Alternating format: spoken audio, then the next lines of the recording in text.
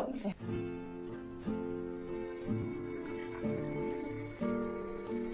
To my heart.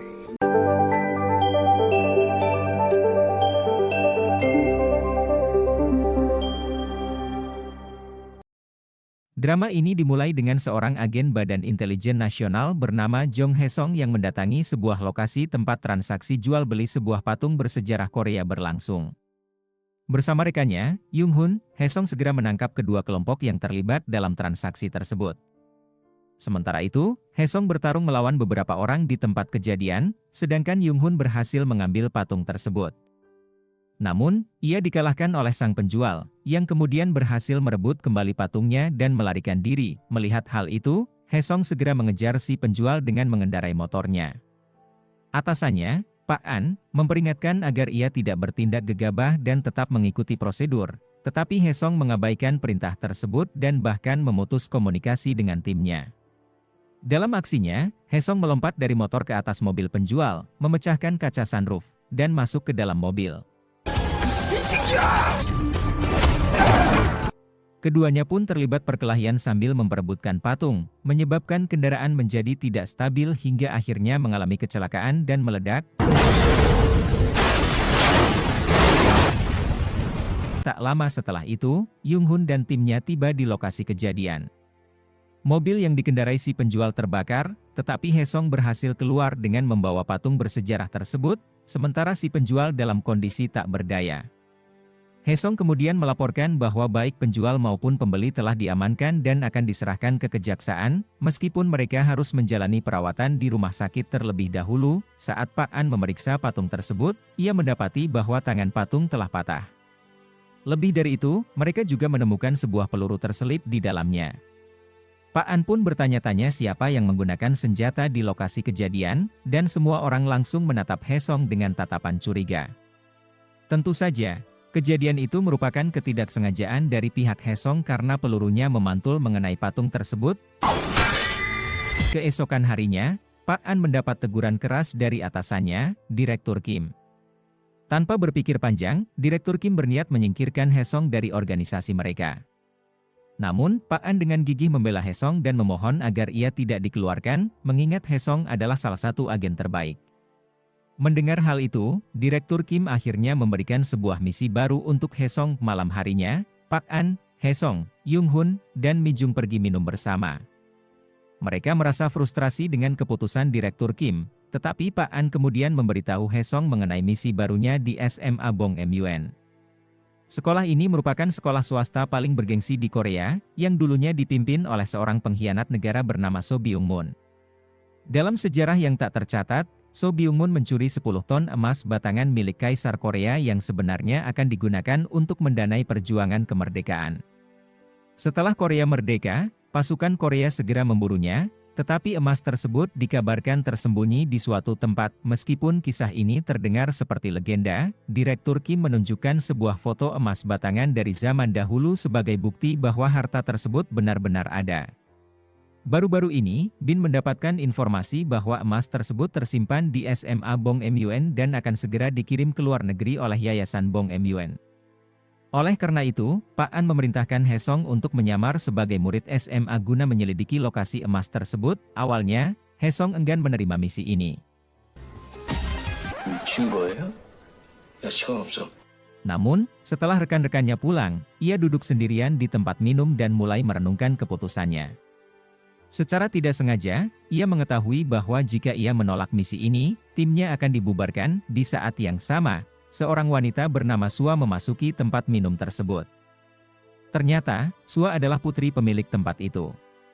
Dari kejauhan, ia melihat Hae-sung dan diam-diam mengaguminya. Tiba-tiba, sekelompok pelanggan membuat kerusuhan saat hendak membayar. Ibu Sua tentu tidak berdaya menghadapi mereka, sehingga Sua maju untuk menegur para pelanggan tersebut. Namun, ia malah didorong-dorong. Melihat kejadian itu, Hae-sung segera turun tangan dan memberikan mereka pelajaran.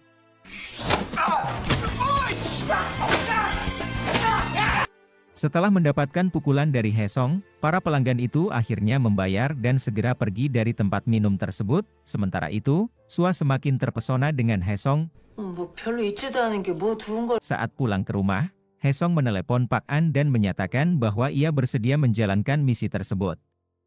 Keesokan harinya, tim berkumpul untuk mendapatkan pengarahan singkat mengenai SMA Bong MUN. Mi Jung memberikan identitas palsu untuk Hesong, serta daftar istilah kata-kata populer yang sering digunakan anak-anak zaman sekarang dan meminta Hesong untuk menghafalnya. Terakhir, Pak An memperingatkan agar Hesong tidak terlibat masalah apapun dengan para murid di sana. Mengingat orang tua mereka adalah orang-orang ternama, jika Hesong sampai terlibat masalah dengan mereka, maka identitas aslinya bisa terbongkar. Akhirnya, hari yang ditunggu-tunggu pun tiba. Hesong akan menyamar sebagai seorang siswa di salah satu SMA paling populer di kota. Ketika tiba di sekolah, Hesong bertemu dengan Sua, yang ternyata adalah wali kelasnya. Pada awalnya, Sua tidak mengenalinya. Namun, setelah beberapa lama berbicara, Sua akhirnya menyadari bahwa Hesong adalah salah satu pelanggan di tempat minum ibunya. Dengan kesal, Sua langsung menarik telinga Hesong dan membawanya pergi. Ia menegur Hesong karena telah minum alkohol di restorannya, padahal ia masih SMA dan belum cukup umur untuk mengonsumsi minuman beralkohol. Sua pun memperingatkannya bahwa jika kejadian itu terulang lagi, ia tidak akan ragu untuk melaporkannya. Setelah itu, Sua memasuki kelas dan meminta Hesong memperkenalkan diri. Begitu ia masuk, seluruh siswi langsung heboh karena terpukau oleh ketampanannya. Hesong pun segera memperkenalkan diri dan kemudian duduk sebangku dengan Dongmin. Namun, ternyata di kelas itu ada seseorang yang sudah dikenalnya, yaitu Yu Jung, sepupunya sendiri. Yu Jung adalah putri dari Pak An, yang berarti Pak An bukan hanya atasan Hesong, tetapi juga pamannya. Hesong dan Yu Jung akhirnya berbicara berdua di atap sekolah. Yu Jung meminta agar Hesong tidak memberitahu ayah dan ibunya tentang tingkah lakunya di sekolah. Hesong pun setuju untuk merahasiakannya. Tentu saja, Hesong harus beradaptasi dengan kehidupan SMA yang penuh kebisingan dan keseruan. Para siswa begitu menikmati masa muda mereka, sesuatu yang sangat berbeda dengan kehidupan Hesong yang sebenarnya. Namun, mau tidak mau, ia harus berusaha menghadapi semua ini. Saat sedang berjalan-jalan sendirian, Hesong melihat sebuah bangunan tua di SMA Bong MUN dengan tulisan, "Dilarang masuk," di depannya. Namun, ia tetap masuk dan mulai mengumpulkan beberapa foto. Saat sedang menyelidiki lebih dalam, ia melihat teman sebangkunya, Dongmin, sedang diintimidasi oleh 3 siswa lain. Awalnya, Hesong berniat untuk pergi dan tidak ikut campur. Namun, tanpa sengaja, ia malah menabrak alat-alat kebersihan di sana, sehingga keberadaannya pun diketahui. Melihat Hesong, para siswa itu mulai mengerjainya dan menyuruhnya membeli makanan untuk mereka. Tentu saja, Hesong tidak terima diperlakukan seperti itu dan langsung membalas ocehan mereka. Namun, ia kemudian teringat peringatan dari Pak An bahwa ia harus menahan diri agar tidak terlibat masalah. Karena itulah, Hesong langsung setuju untuk membelikan mereka makanan dan segera pergi dari sana, meninggalkan Dongmin sendirian bersama para pembuli. Setelah kelas bubar, Hesong menghampiri Dongmin dan menasihatinya agar berani melawan lain kali. Ia juga menanyakan tentang bangunan tua yang tadi ia masuki. Dongmin menjawab bahwa bangunan itu hanyalah gedung lama yang bisa runtuh kapan saja. Bangunan tersebut sudah ada sejak zaman penjajahan Jepang. Mendengar hal itu, Hesong semakin yakin bahwa emas batangan yang ia cari ada di dalam bangunan tua tersebut. Malam harinya, pimpinan Yayasan SMA Bongmun, Myongju, menghadiri upacara pemakaman anggota Dewan Choi Munju. Saat itu, ia bertanya kepada asistennya apakah semuanya sudah beres.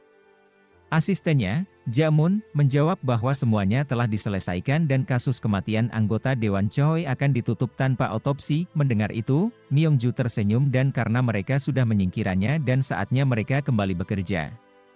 Bisa jadi anggota Dewan Choi memang sengaja dihabisi oleh kelompok Myongju. Di sisi lain, Hesong melaporkan temuannya tentang bangunan tua kepada Pak An. Ia merasa ada sesuatu yang mencurigakan di sana.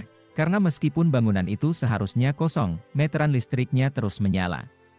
Padahal, semua orang dilarang mendekatinya dengan alasan keamanan. Hesong pun semakin yakin bahwa emas batangan yang ia cari tersembunyi di dalam bangunan tua tersebut, maka, ia memulai aksinya. Secara diam-diam, ia menyelinap ke dalam SMA Bongmun pada malam hari. Ia juga memanipulasi sistem CCTV sekolah agar tidak merekam pergerakannya saat memasuki bangunan tua itu. Setelah berhasil masuk, Haesong menyusuri ruangan yang terkunci dan mulai memeriksanya satu persatu. Namun, ketika ia hendak menuju ke basement, tiba-tiba seseorang menodongkan senjata ke arahnya. Ternyata, orang yang menodongkan senjata dan bertugas malam itu adalah Sua. Dengan keahliannya, Haesong berhasil melarikan diri tanpa tertangkap oleh siapapun.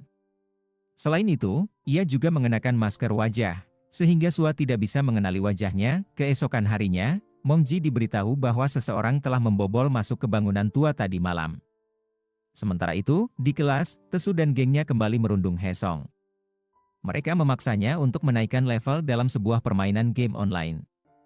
Haesong terpaksa menyetujuinya dan meminta bantuan dari timnya untuk melakukan tugas itu. Setelah itu, Yujung dan Haesong kembali bertemu di atap sekolah. Yujung memperingatkan bahwa Tesu adalah seorang perundung dan menyarankan Haesong agar berhati-hati, karena ayah Tesu merupakan anggota dewan. Di 나 간다. 5분 뒤에 내려와. sisi lain, Jemun memberitahu Myongju bahwa satu-satunya saksi kejadian tadi malam hanyalah Sua. Sementara CCTV tidak merekam apapun karena mengalami gangguan, kemungkinan besar akibat penggunaan alat pengacak video. Myongju berpendapat bahwa pelaku pasti akan kembali lagi. Saat di kelas, Sua tidak melihat Dongmin dan bertanya tentang keberadaannya. Tesu menjelaskan bahwa Dongmin mengalami sakit perut dan pulang lebih awal. Hal ini membuat Haesong berpikir. Saat duduk di taman, ia melihat Jemun memasuki bangunan tua dan segera memberitahu Pak An. Setelah menelepon, Haesong mendengar suara mencurigakan dari tempat sampah. Saat membukanya, ia terkejut mendapati Dongmin terikat dengan mulut di lakban. Hal ini jelas tidak wajar, anak sekolah seharusnya tidak berbuat seperti ini. Haesong segera membantu Dongmin melepaskan ikatannya. Dongmin mengaku bahwa ia tidak memiliki pilihan lain selain menahan semua perlakuan itu, apalagi ia hanya seorang anak yatim piatu yang tinggal bersama neneknya. Saat itu, Sua tiba-tiba muncul dan menanyai Dongmin tentang bajunya yang kotor. Dongmin beralasan bahwa ia baru saja membuang sampah, lalu pergi. Namun, Sua meminta Haesong untuk berbicara dengannya. Dari kejauhan, Tesu diam-diam mengamati mereka. Sua bertanya kepada Haesong apakah ia telah merundung Dongmin. Haesong tentu saja membantah karena tidak ada bukti yang menunjukkan hal tersebut. Bu Sua lalu curiga dengan Haesong apakah ia adalah pelaku yang tadi malam menyelinap ke tempat yang dilarang masuk dan mencoba untuk mendekati Haesong, namun Haesong bisa menghindar dan membuat Sua terjatuh. Karena tidak ingin ditanya terus, Haesong memilih kabur dari sana. Sementara itu, Pak An dan timnya membaca sebuah artikel di koran yang menyebutkan bahwa Myongju sedang merencanakan proyek kota pendidikan dengan anggaran sebesar 800 juta won. Setelah membaca artikel itu, mereka teringat bahwa jumlah tersebut sama dengan total emas batangan yang tersembunyi. Kembali ke sekolah, di ruang OSIS, Yujung dan teman-temannya sedang mengadakan rapat. Namun, tiba-tiba Tesu datang dan mulai berbicara tentang bagaimana Haesong menyelamatkan Dongmin. Hal ini membuat Yujung tidak tahan lagi dan akhirnya menegur Tesu. Tesu tentu saja marah setelah ditegur seperti itu, apalagi Yujung bisa masuk ke OSIS berkat bantuan Yena. Namun, Yena segera menyuruh Tesu untuk meminta maaf kepada Yujung. Meskipun dengan terpaksa, akhirnya Tesu melakukannya. Di hari lain, Haesong dan Dongmin makan siang bersama. Saat itu, Dongmin mulai bercerita tentang kisah horor yang beredar mengenai bangunan tua di sekolah mereka. Ia mengatakan bahwa dulu, di ruang bawah tanah bangunan itu, terdapat sebuah studio balet, tempat seorang siswi pernah mengalami perundungan. Dongmin melanjutkan bahwa suatu hari, siswi tersebut dirundung hingga tertabrak mobil, menyebabkan kedua kakinya harus diamputasi.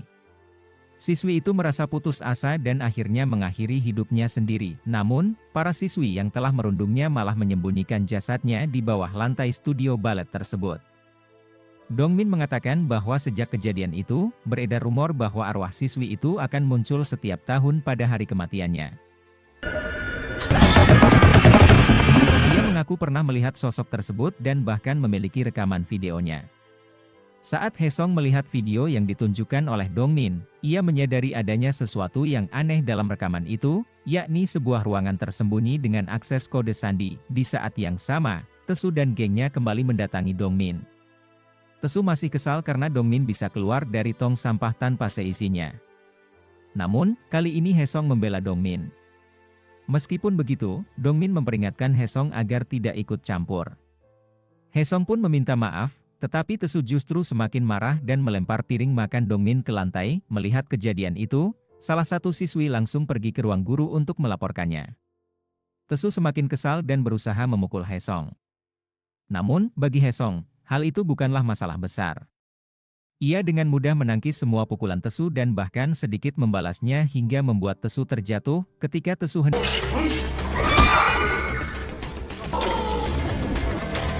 hendak menyerang dari belakang, Sua datang dan menghentikan mereka. Ia kemudian memerintahkan keduanya untuk menemuinya di ruang konseling. Saat mereka tiba di sana, wakil kepala sekolah masuk dan langsung menegur Haesong, sementara Tesu justru dibiarkan pergi begitu saja. Sua kemudian mulai menginterogasi Haesong. Namun, dengan nada putus asa, Haesong justru mempertanyakan apakah Sua benar-benar tidak mengetahui apa yang terjadi atau hanya berpura-pura. Setelah mengatakan itu, ia langsung pergi meninggalkan ruangan, membuat Sua terdiam dan mulai merenung. Tak lama setelahnya, Dongmin mendatangi Haesong dan meminta maaf karena merasa telah membuatnya terlibat dalam masalah. Namun, Haesong menanggapi bahwa bukan Dongmin yang seharusnya meminta maaf, melainkan dunia yang memang bermasalah. Malam harinya, Direktur Kim memasuki ruangan tim Pak An dan memperlihatkan sebuah video. Video yang ditunjukkan Direktur Kim adalah rekaman kejadian di kantin sekolah pada siang hari, di mana Haesong membalas pukulan Tesu. Seluruh tim yang menyaksikannya pun terkejut. Setelah itu, Haesong dan Pak An menemui Direktur Kim. Dengan tegas, Direktur Kim memperingatkan Haesong untuk tidak bertindak seperti itu lagi. Jika kejadian serupa terulang, ia akan dikeluarkan dari misi dan bahkan diselidiki atas tuduhan merusak harta nasional. Setelahnya, Pak An memberikan sebuah alat kepada Haesong yang bisa membuka pintu apapun. Ia berharap penyamaran mereka di sekolah ini bisa segera berakhir hari itu juga. Sementara itu, di tempat lain, Tesu mendatangi rumah nenek Dongmin. Saat itu, Dongmin sedang bekerja paruh waktu. Tesu berpura-pura mengaku sebagai Haesong dan berbohong bahwa Dongmin mendapatkan beasiswa yang membutuhkan KTP neneknya untuk proses administrasi. Dengan mudah, nenek Dongmin pun menyerahkan KTP-nya tanpa curiga. Malam itu, Haesong kembali ke bangunan tua di sekolahnya. Namun, Dongmin yang kebetulan sedang mengantar pesanan melihatnya dan segera menghampirinya. Dongmin mengira Haesong datang ke bangunan tua itu untuk mengecek kebenaran cerita horor yang sebelumnya ia ceritakan. Haesong meminta Dongmin untuk pergi, tetapi Dongmin justru tetap mengikuti dan masuk bersamanya ke dalam bangunan tua tersebut. Mereka akhirnya sampai di basement dan mendengar suara mencurigakan dari dalam studio balet. Ternyata, di sana ada seorang pria yang sedang memalu lantai studio. Saat Haesong dan Dongmin memergokinya, pria itu langsung melempar palu ke arah mereka lalu melarikan diri.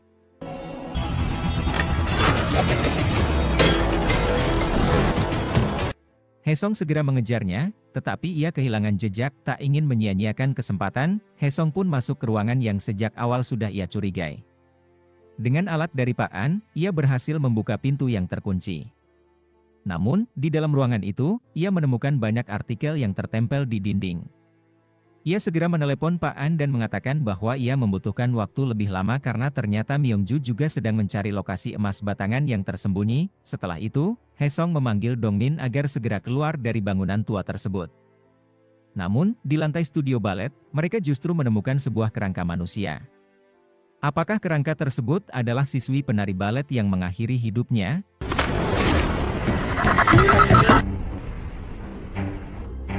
Sementara itu, Myongju yang mengawasi melalui CCTV melihat Haesong memasuki ruangan terkunci dan mendokumentasikan artikel-artikel di dalamnya. Saat melihat ada kerangka manusia, Haesong segera turun tangan untuk memeriksanya. Namun, setelah diperiksa lebih lanjut, ternyata itu hanya kerangka plastik. Setelah mendokumentasikan semuanya, Haesong menemukan sepasang sepatu balet yang sudah usang di dekatnya. Di dalam sepatu tersebut, ia menemukan sebuah kunci yang terselip. Pada saat yang sama, Jemun tiba-tiba datang dan memergoki mereka. Dengan sigap, Haesong diam-diam mengambil kunci tersebut. Jemun pun bertanya mengapa mereka ada di sana. Haesong menjawab bahwa mereka hanya datang untuk memastikan apakah benar tidak ada hantu di ruang balet tersebut. Namun, mereka justru menemukan kerangka plastik. Jemun dengan mudah melepaskan mereka tanpa banyak bertanya. Setelah itu, Haesong segera mengadakan rapat bersama timnya. Ia menjelaskan tentang penemuan kunci tersebut dan makna yang tertera di sana. Pada kunci itu tertulis kata, awal emas batangan. Mereka berpendapat bahwa ada kaitan antara cerita hantu di sekolah dengan keberadaan emas batangan. Oleh karena itu, mereka menyimpulkan bahwa untuk menemukan emas tersebut, mereka harus terlebih dahulu memecahkan misteri cerita hantu yang beredar, namun, mereka harus bergerak cepat sebelum Myongju menemukannya lebih dulu. Di sisi lain, Jaemun melaporkan kejadian tersebut kepada Myongju. Setelah mendengar laporan itu, Myongju memiliki pemikiran yang sama dengan tim Haesong, bahwa ada hubungan antara cerita hantu dan emas batangan yang tersembunyi. Untuk saat ini, Myongju memutuskan untuk membiarkan para siswa tersebut menyelidiki lebih jauh, karena siapa tahu mereka justru bisa menemukan petunjuk yang berguna baginya. Keesokan paginya, Sua menerima telepon dari nenek Dongmin. Sang nenek bertanya apakah pihak sekolah sudah menerima KTP miliknya. Ia menjelaskan bahwa tadi malam, salah satu teman Dongmin datang ke rumah dan mengambil KTP tersebut dengan alasan untuk keperluan sekolah. Menurut nenek Dongmin, orang yang mengambil KTP itu adalah Haesong. Mendengar hal itu, Sua langsung terkejut. Sementara itu, Dongmin sedang menceritakan kisah horor lain kepada Haesong. Kisah itu berkaitan dengan sebuah jam tua di sekolah. Menurut rumor yang beredar, siapapun yang berada di sekolah sendirian saat jam tua itu berdentang akan didatangi oleh mata merah. Namun, mereka tidak sempat melanjutkan cerita karena tiba-tiba Sua muncul. Tanpa peringatan, ia menarik telinga Haesong dan membawanya pergi. Sua langsung menanyakan tentang KTP nenek Dongmin dan meminta Haesong untuk menemuinya setelah pulang sekolah. Namun, Haesong sudah menduga bahwa ini adalah ulah tesu. Di tempat lain, Direktur Kim menerima laporan dari sekretarisnya. Laporan itu menyebutkan bahwa patung yang tangannya patah kemarin ternyata hanyalah tiruan. Dengan kata lain, seharusnya Haesong tidak bisa disalahkan atas insiden tersebut, namun, pertanyaannya adalah mengapa Direktur Kim menghancurkan laporan analisa tersebut? Di sekolah, Haesong tiba-tiba menerima telepon dari Yonghun. Dalam panggilannya, Yonghun mengabarkan bahwa ia telah menganalisis data yang ditinggalkan oleh pria misterius yang semalam melempar palu di studio balet. Dengan segera, Haesong menghampiri salah satu satpam di sekolahnya dan langsung membuka kedoknya. Karena tidak bisa mengelak, satpam tersebut terpaksa mengakui semuanya. Haesong pun segera menanyakan alasan satpam itu pergi ke studio balet pada malam sebelumnya. Akhirnya, satpam itu mulai bercerita. Ia menjelaskan bahwa suatu malam, saat sedang memberi makan kucing liar, tiba-tiba kucing itu masuk ke dalam bangunan tua di area sekolah. Karena khawatir, ia pun memeriksa bangunan tersebut. Saat masuk ke dalam studio balet, ia menemukan salah satu lantai yang terbuka. Setelah diperiksa lebih lanjut, ia mendapati ada sebuah kerangka manusia di dalamnya. Satpam itu mengaku tidak berani melaporkan temuannya karena takut dipecat akibat memasuki bangunan tua tanpa izin. Maka, pada malam berikutnya, ia mencoba menutup kembali lantai tersebut, tetapi justru terpergok oleh Dongmin dan Haesong. Karena terkejut, ia secara refleks melemparkan palu ke arah mereka. Ia juga menambahkan bahwa awalnya ia tidak tahu bahwa kerangka itu hanyalah replika, dan baru menyadarinya setelah Haesong menjelaskannya. Sementara itu, di belakang sekolah, Dongmin meminta Tesu untuk mengembalikan KTP neneknya. Tesu memang mengembalikannya, tetapi dengan sengaja menjatuhkannya ke tanah. Saat Dongmin membungkuk untuk mengambilnya, Tesu justru hendak menginjak tangannya. Untung saja, hal itu disaksikan oleh Sua. Tanpa ragu, Sua langsung memarahi Tesu dan menyuruhnya pergi ke ruang konseling. Namun, Tesu dengan angkuh memperingatkan bahwa Sua hanyalah seorang guru kontrak dan sebaiknya tidak ikut campur. Setelah berkata demikian, Tesu pun pergi. Sua kemudian melihat Dongmin menggenggam KTP neneknya dan langsung menyadari bahwa pelakunya bukanlah Haesong seperti yang diduganya. Ia pun bertanya kepada Dongmin apakah Tesu sudah lama melakukan perundungan terhadapnya. Namun, demi menjaga semuanya tetap aman, Dongmin berbohong dan mengatakan bahwa semua itu hanya sebatas bercanda. Setelah itu, ia pun pergi meninggalkan Sua. Malam harinya, Haesong membantu seorang nenek yang sedang mengumpulkan kardus, yang ternyata adalah nenek Dongmin. Setelah itu, Dongmin menghampiri Haesong dan mengajaknya berbicara. Dengan wajah penuh rasa bersalah, ia meminta maaf kepada Haesong karena tidak membelanya di depan Sua, meskipun sebenarnya ia tahu bahwa Tesulah yang mengambil KTP neneknya. Namun, ia meyakinkan bahwa kini ia sudah mendapatkan KTP itu kembali di tempat lain. Di dalam bus, Sua teringat percakapannya dengan seorang rekan guru lainnya. Saat itu Sua menceritakan kepadanya tentang perbuatan Tesu terhadap Dongmin. Namun, guru tersebut hanya menanggapinya dengan dingin dan mengatakan bahwa Tesu adalah anak seorang anggota dewan, sehingga lebih baik mereka tidak mencari masalah dan mengabaikan kejadian tersebut. Jawaban itu jelas sangat mengganggu Sua. Setelah itu, tanpa sengaja, Sua dan Hesong bertemu di sebuah tos serba dan mulai mengobrol. Sua meminta maaf atas perlakuannya terhadap Hesong sebelumnya. Mendengar itu, Hesong hanya tersenyum dan bertanya bagaimana perasaan Sua setelah mengetahui kebenarannya. Sua terdiam, tidak bisa menjawab. Melihat ekspresi ragu-ragu di wajah Sua, Hesong mengeluarkan selembar uang yang sebelumnya diberikan oleh nenek Dongmin kepadanya. Ia menyerahkannya kepada Sua dan menyuruhnya menyimpan uang itu, sembari mengatakan bahwa seorang ibu pasti bisa mengusahakan sesuatu. Sementara itu, polisi mendatangi rumah Dongmin untuk menyelidiki kasus situs judi ilegal. Mereka memberitahukan bahwa nama nenek Dongmin muncul dalam penyelidikan, dan beberapa orang dari situs tersebut mengklaim bahwa nenek Dongminlah yang mengelola situs itu. Karena alasan tersebut, polisi langsung membawa nenek Dongmin untuk diperiksa. Mendengar kabar ini, Dongmin segera menelepon Hesong. Tanpa menunggu lama, Hesong dan Sua langsung mendatangi kantor polisi. Setelah berbicara dengan Dongmin, Hesong mengajak Sua untuk berdiskusi. Ia mengungkapkan kecurigaannya bahwa semua ini pasti ulah Tesu. Menurutnya, kejadian ini bukan lagi sekadar perundungan, melainkan sudah masuk dalam tindakan kriminal. Ia menegaskan bahwa seseorang harus bertindak, jika tidak, nenek Dongmin bisa benar-benar dipenjara. Keesokan harinya, SMA Byongmun tiba-tiba menjadi gempar.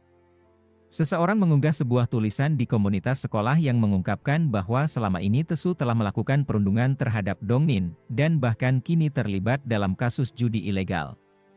Kepala sekolah segera meminta Sua untuk memanggil orang tua Tesu dan Dongmin agar datang ke sekolah. Namun, secara diam-diam, rekan guru lain bertanya kepada Sua apakah ia yang menulis unggahan tersebut. Tentu saja, unggahan itu memang dibuat oleh Sua. Pada malam harinya, Hesong kembali ke sekolah untuk menyelidiki jam tua yang dikabarkan berhantu. Namun, usahanya terhambat ketika Myongju tiba-tiba menghampirinya. Karena itu, ia gagal memeriksa jam tersebut dan terpaksa meninggalkan tempat itu. Keesokan harinya, Myongju mengadakan pertemuan yang dihadiri oleh Tesu beserta orang tuanya, serta Dongmin yang diwakili oleh Sua karena nenek Dongmin masih berada di tahanan. Namun, dalam pertemuan tersebut, Dongmin justru membantah isi unggahan di komunitas online dan mengklaim bahwa semua itu tidak benar. Ia bahkan menuduh bahwa selama ini Hesonglah yang telah membulinya. Setelah pertemuan selesai, Sua berbicara berdua dengan Dongmin. Ia bertanya mengapa Dongmin berbohong dengan mengatakan bahwa Hesong adalah pelakunya. Dengan ragu-ragu, Dongmin akhirnya mengungkapkan alasannya. Ia mengaku bahwa pada malam sebelumnya, Tesu telah mengancamnya agar tidak mengakui tindakan perundungan yang dilakukan olehnya. Sebaliknya, ia diperintahkan untuk menyalahkan Hesong atas semua tuduhan itu. Jika tidak, neneknya akan terus mendekam di penjara. Karena ancaman tersebut, Dongmin terpaksa berbohong di forum sekolah dan meminta Sua untuk tidak melakukan tindakan apapun mulai saat itu. Pada malam harinya, ketika Dongmin sedang bekerja paruh waktu, Hesong datang menemuinya. Ia mempertanyakan alasan Dongmin berbohong di hadapan semua orang. Akhirnya, Dongmin mengungkapkan semuanya kepada Hesong. Ia merasa tidak berdaya dan berada dalam situasi yang serba salah. Setelah mendengar semua penjelasan dari Dongmin, Hesong kemudian menelepon Yeonhun dan memintanya untuk menyelidiki Tesu lebih lanjut. Keesokan harinya, sebuah pengumuman disampaikan di sekolah. Pengumuman tersebut menyatakan bahwa akan diadakan rapat komite disiplin untuk membahas kasus Hesong. Sementara itu, Yeonhun menelepon Hesong dan menjelaskan seluruh kejadian yang sebenarnya. Ia mengungkapkan bahwa Tesu memiliki hubungan dengan seorang bandar judi ilegal bernama Gu Sangte. KTP nenek Dongmin yang sebelumnya digunakan dalam transaksi ternyata telah diberikan Tesu kepada Gu Sangte. Mendengar hal itu, Hesong segera mengendarai motornya untuk menemui Gu Sangte. Di sisi lain, Hesong meminta Sua untuk melakukan apapun guna mengulur waktu agar rapat komite disiplin tidak segera mengambil keputusan. Saat rapat komite disiplin berlangsung, Hesong masih belum tiba di sekolah. Karena itu, Myongju meminta Sua untuk memanggil Tesu dan Dongmin ke dalam rapat. Di hadapan semua orang, Dongmin tetap bersikeras menyatakan bahwa Haesong adalah pelaku perundungan. Ketika kepala sekolah hendak mengetukkan palu untuk memberikan keputusan akhir mengenai hukuman bagi Haesong, Sua tiba-tiba menyela dan mulai berbicara tidak jelas demi mengulur waktu. Tepat pada saat itu, Haesong tiba di sekolah, mengendarai motornya dengan gaya yang keren, membuat perhatian para siswi langsung tertuju padanya. Tanpa ragu, Haesong menerobos masuk ke dalam ruang rapat sembari membawa seseorang. Kilas balik tentang masa lalu Haesong pun terungkap. Saat masih SMA, Haesong pernah mengalami perundungan dari teman-teman sekelasnya karena ia adalah seorang yatim piatu. Pada waktu itu, Pak An bertindak sebagai walinya. Namun, karena tidak ada bukti yang dapat mendukung pernyataan Haesong, ia akhirnya dikeluarkan dari sekolah. Meski begitu, Pak An tidak menyerah pada Haesong. Ia melatihnya dalam bela diri dan mendorongnya untuk terus belajar. Ia bahkan menyarankan Haesong mengikuti ujian paket C agar tetap bisa melanjutkan pendidikan dan mendapatkan pekerjaan yang layak. Ternyata, Pak An bukanlah paman kandung Haesong, melainkan rekan kerja ayahnya. Ayah Haesong sendiri dulunya adalah seorang agen intelijen, tetapi ia telah meninggal dunia. Karena itulah, Pak An mengambil peran sebagai wali bagi Haesong. Sebelumnya, Haesong mendatangi lokasi Gusangte, yang ternyata merupakan tempat judi ilegal. Di sana, Haesong meminta semua data tentang Tesu kepada Gusangte. Namun, alih-alih memberikan data tersebut, Gusangte justru memerintahkan anak buahnya untuk menyerang Haesong. Setelah melalui pertarungan sengit dan berhasil mengalahkan mereka, tim Haesong akhirnya tiba di lokasi untuk membantunya. Pak An kemudian memperingatkan Haesong agar ke depannya, jika ada masalah, seluruh tim harus diberitahu supaya mereka bisa saling membantu. Pada akhirnya, Haesong berhasil mendapatkan data-data tentang Tesu yang tersimpan di tempat judi ilegal tersebut dan membawa Gusangte bersamanya. Sesampainya di ruang rapat sekolah, Haesong memaksa Gusangte untuk mengatakan yang sebenarnya. Jika tidak, ia akan dipukuli lagi seperti sebelumnya. Akhirnya, Gusangte mengaku bahwa dirinya adalah pemilik tempat judi ilegal dan bahwa ia mengenal Tesu karena Tesu merupakan pelanggan VIP yang telah berutang banyak kepadanya. Sebagai imbalan atas utangnya, Tesu memberikan KTP milik orang lain kepada Gusangte agar bisa digunakan dalam aktivitas ilegal tersebut. Mendengar pengakuan itu, ayah Tesu tentu saja tidak terima. Namun, semuanya mencapai titik puncak ketika Dongmin akhirnya buka suara. Ia mengungkapkan bahwa Tesulah yang sebenarnya bermasalah dalam kasus ini. Tidak berhenti di situ, Haesong juga memperlihatkan rekaman yang menunjukkan Tesu saat mendatangi kantor Gusangte. Dalam rekaman tersebut, terlihat jelas bahwa Tesu memberikan KTP milik nenek Dongmin kepada Gusangte. Tak tahan dengan situasi ini, Tesu tiba-tiba berdiri dan menyerang Haesong. Namun, Haesong dengan sigap membalas serangannya. Ayah Tesu pun ikut berdiri untuk menyerang Haesong, tetapi Sua segera menghentikannya. Bahkan, Sua sampai membanting ayah Tesu. Sementara itu, Myongju hanya menyaksikan semua kejadian ini dalam diam. Setelah itu, ia berbicara dengan ayah Tesu dan mengatakan bahwa Tesu harus dikeluarkan dari SMA Byungmun. Namun, ayah Tesu tidak terima dan menyatakan bahwa Myongju tidak tahu berterima kasih. Ia menegaskan bahwa dirinya sudah berusaha agar proyek kota pendidikan yang dikerjakan Myongju mendapatkan izin, tetapi kini justru merasa dibuang begitu saja. Menanggapi hal itu, Myongju dengan tegas mengatakan bahwa Tesu seharusnya menyadari siapa yang sebenarnya telah mendukungnya hingga bisa berada di posisi tersebut. Karena tersulut emosi, ayah Tesu hendak menyerang Myongju. Namun, Jemun langsung bertindak dengan menghajarnya sebelum sempat berbuat lebih jauh. Di sisi lain, Sua membantu mengobati luka Haesong. Saat itu, Sua mengungkapkan bahwa akhirnya Tesu benar-benar dikeluarkan dari sekolah. Ketika mereka berbincang, Sua mulai menyadari perasaannya terhadap Haesong, terutama saat Haesong dengan lembut mengambil kelopak bunga yang menempel di rambutnya. Sua langsung gugup, sementara Haesong tetap tenang seperti biasa. Kemudian, cerita kembali beralih ke suasana horor di sekolah. Dongmin menceritakan kisah di balik jam tua kepada Haesong. Dahulu, ada seorang siswi yang selalu menempati posisi kedua dalam setiap perlombaan. Karena iri terhadap siswi yang selalu menjadi juara pertama, ia akhirnya mendorong siswi tersebut dari atap sekolah.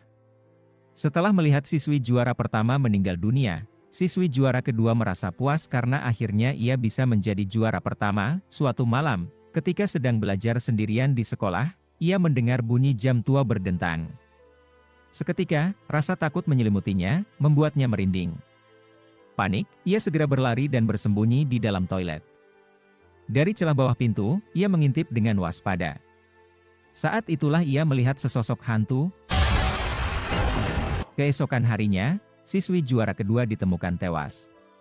Sejak saat itu, beredar rumor bahwa siapapun yang berada sendirian di sekolah saat jam tua berbunyi akan dihampiri oleh sosok mata merah. Dongmin juga menambahkan bahwa cerita horor keempat di SMA Bong Mun tidak diketahui oleh siapapun. Bahkan setelah membaca banyak buku dan mencari informasi di internet, ia tetap tidak menemukan jawabannya. Setelah selesai bercerita, Dongmin bertanya kepada Haesong tentang orang-orang yang ada di tempat itu. Ternyata, mereka adalah anggota tim Haesong. Mereka sengaja mengambil alih sebuah restoran di dekat sekolah agar bisa membantu Haesong. Namun, kepada Dongmin, Haesong tidak mengatakan yang sebenarnya. Ia berbohong dengan menjelaskan bahwa restoran tersebut adalah tempat Haesong bekerja paruh waktu, sehingga wajar jika Haesong mengenal semua orang yang bekerja di sana. Di sisi lain, Yujung sedang berjalan-jalan dengan Yena. Namun, justru Yujung yang membawa semua barang belanjaan Yena. Dalam hati, ia mengeluh karena harus membawa begitu banyak barang. Saat berbincang, Yena menceritakan bahwa ia telah membeli sesuatu untuk Haesong karena sangat tertarik padanya. Hal itu tentu saja membuat Yujung terkejut. Keesokan harinya, Haesong membantu Yujung menempel poster dan foto-foto untuk perekrutan anggota OSIS baru. Saat melihat sebuah foto, Haesong bertanya kepada Yujung apakah di sekolah ini terdapat jam tua lainnya. Yujung menjelaskan bahwa jam tua tersebut adalah jam kembar, dan satu lagi berada di ruang OSIS. Mendengar hal itu, Haesong langsung bergegas menuju ruang OSIS. Namun, ia menghadapi kendala karena ruangan tersebut terkunci dengan kode sandi. Saat itu, Yena juga berada di sana. Ia menjelaskan bahwa hanya anggota OSIS yang dapat masuk ke dalam ruangan tersebut. Selain itu, Yena juga memberikan sesuatu kepada Haesong, tetapi Haesong dengan tegas menolaknya. Demi mendapatkan akses ke ruang OSIS, Haesong akhirnya menemui Sua, wali kelasnya, untuk mendaftar sebagai anggota OSIS. Namun, Sua memberikan 3 syarat yang harus dipenuhi. Pertama, harus menduduki minimal peringkat ke-10 dalam ujian terbaru. Kedua, mengumpulkan tanda tangan dari setidaknya 100 murid. Ketiga, keputusan akhir terkait penerimaan anggota baru ada di tangan ketua OSIS. Mendengar syarat-syarat tersebut, Haesong merasa kewalahan. Karena kesulitan, ia kembali meminta bantuan timnya. Awalnya, timnya yakin bahwa Haesong dapat dengan mudah mengumpulkan tanda tangan karena penampilannya yang menarik. Namun, kenyataan tidak berjalan seperti yang mereka bayangkan. Haesong hanya berhasil mengumpulkan 3 tanda tangan. Belum lagi, nilai-nilainya yang sangat buruk membuat situasi semakin sulit. Seluruh tim Haesong pun merasa kebingungan. Apalagi, ujian tengah semester akan dimulai dalam 7 hari lagi. Haesong masih memiliki peluang untuk menjadi anggota OSIS. Pak An bahkan berjanji akan membantunya mengumpulkan 97 tanda tangan lagi, sehingga Haesong bisa fokus belajar demi mencapai peringkat ke-10 dalam ujian mendatang. Keesokan harinya di sekolah, Haesong dikejutkan oleh aksi timnya yang tiba-tiba membuka truk promosi kampanye untuk mendukungnya menjadi anggota OSIS. Pemandangan itu begitu kocak sekaligus memalukan. Awalnya, Haesong ingin kabur dari sana, tetapi Pak An berhasil menariknya kembali. Akhirnya, ia pun ikut menari bersama mereka.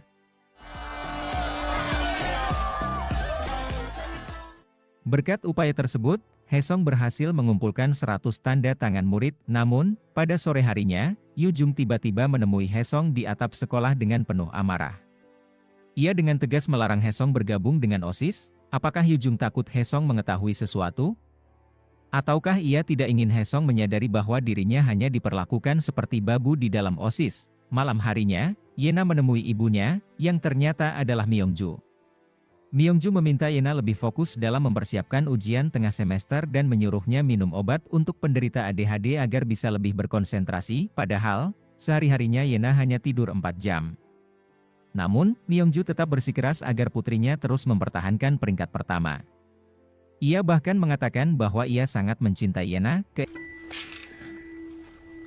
Keesokan harinya, Yonghun memberitahu Haesong bahwa ia harus mengikuti pelatihan pasukan cadangan selama sehari penuh.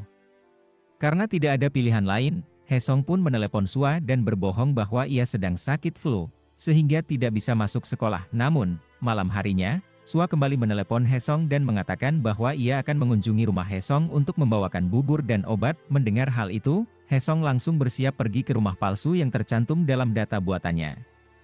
Masalahnya, rumah itu belum dirapikan oleh tim Hesong. Agar kebohongan ini tidak terbongkar, mereka pun segera menyusun rencana darurat. Dengan meminjam berbagai barang dari tetangga sekitar, mereka berusaha membuat rumah bohongan itu terlihat nyata. Mereka segera mendatangi tetangga sekitar dan, dengan menggunakan kartu identitas BIN, mereka berhasil mengumpulkan beberapa barang untuk dibawa ke rumah bohongan tersebut. Saat mereka sibuk menata rumah agar terlihat lebih meyakinkan, tiba-tiba Sua sudah sampai di depan rumah.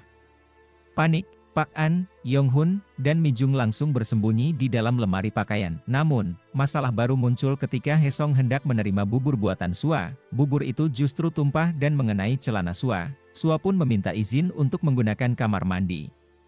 Karena tidak punya pilihan lain, Hesong terpaksa mempersilakannya masuk agar ia bisa membersihkan diri. Setelah selesai, Sua melihat baju-baju berserakan di lantai dan mencoba membereskannya, tetapi Hesong cepat-cepat melarangnya dan mengatakan bahwa ia harus segera ke klinik. Sementara itu, di dalam lemari, Yonghun terlihat menahan bersin. Sementara Mi Jung yang berdiri tepat di depannya memperingatkan agar ia tetap diam. Namun, situasi semakin kacau ketika Sua tiba-tiba terpeleset, membuatnya terjatuh ke belakang. Secara refleks, ia menarik kerah Hesong, menyebabkan Hesong ikut kehilangan keseimbangan dan mereka berdua terjatuh. Lalu tanpa sengaja berciuman, Sua dan Hesong langsung terdiam, sama-sama bingung dengan situasi itu. Begitu sadar, mereka buru-buru menjauh satu sama lain dengan wajah memerah. Namun, di dalam lemari, kekacauan lain terjadi.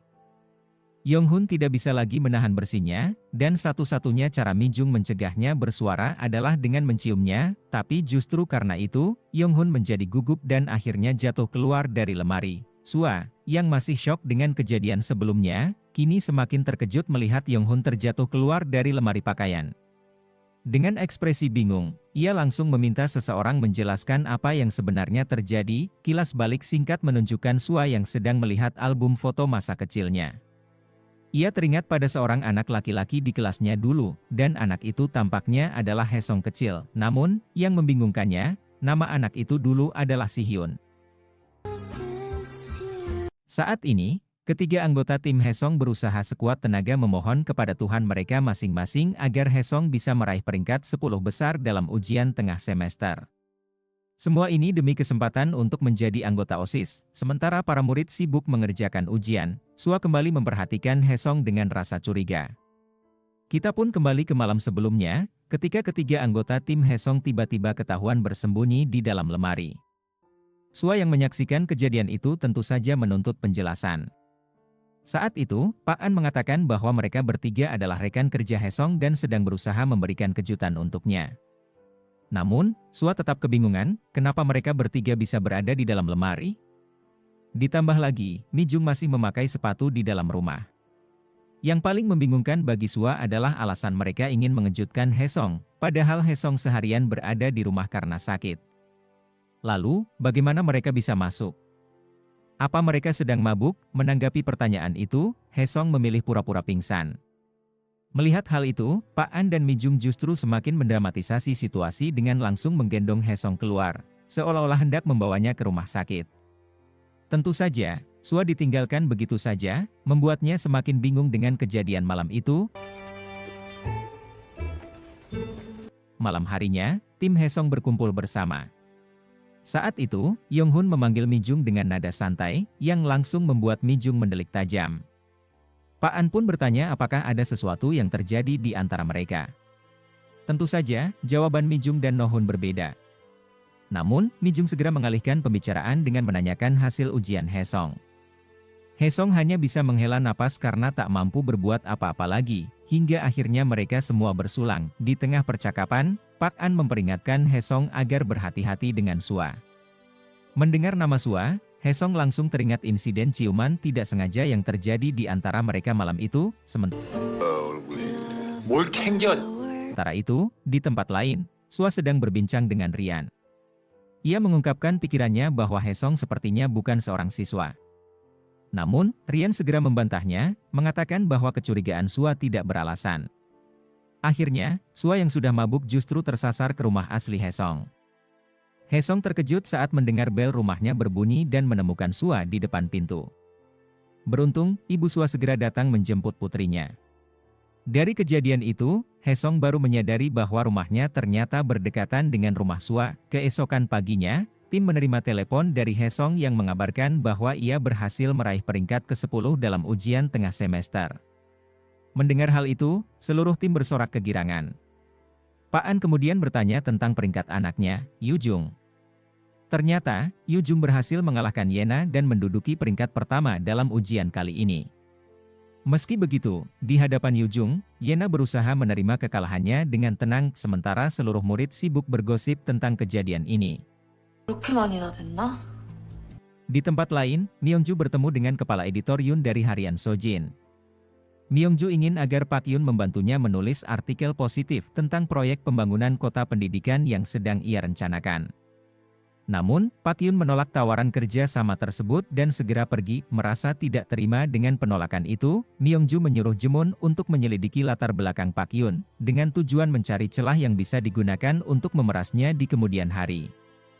Tak lama setelah itu, Jemun melaporkan bahwa Haesong berhasil meraih peringkat ke-10 dan sepertinya akan segera bergabung dengan OSIS. Ia juga menginformasikan bahwa Yena menduduki peringkat kedua. Mendengar hal tersebut, Myongju marah dan langsung bergegas kembali ke sekolah untuk menemui Yena. Keesokan harinya, saat jam istirahat di kantin, Haesong mencoba menarik perhatian Yena dengan memberinya segelas air. Tujuannya sederhana, agar Yena menerima dirinya sebagai anggota OSIS.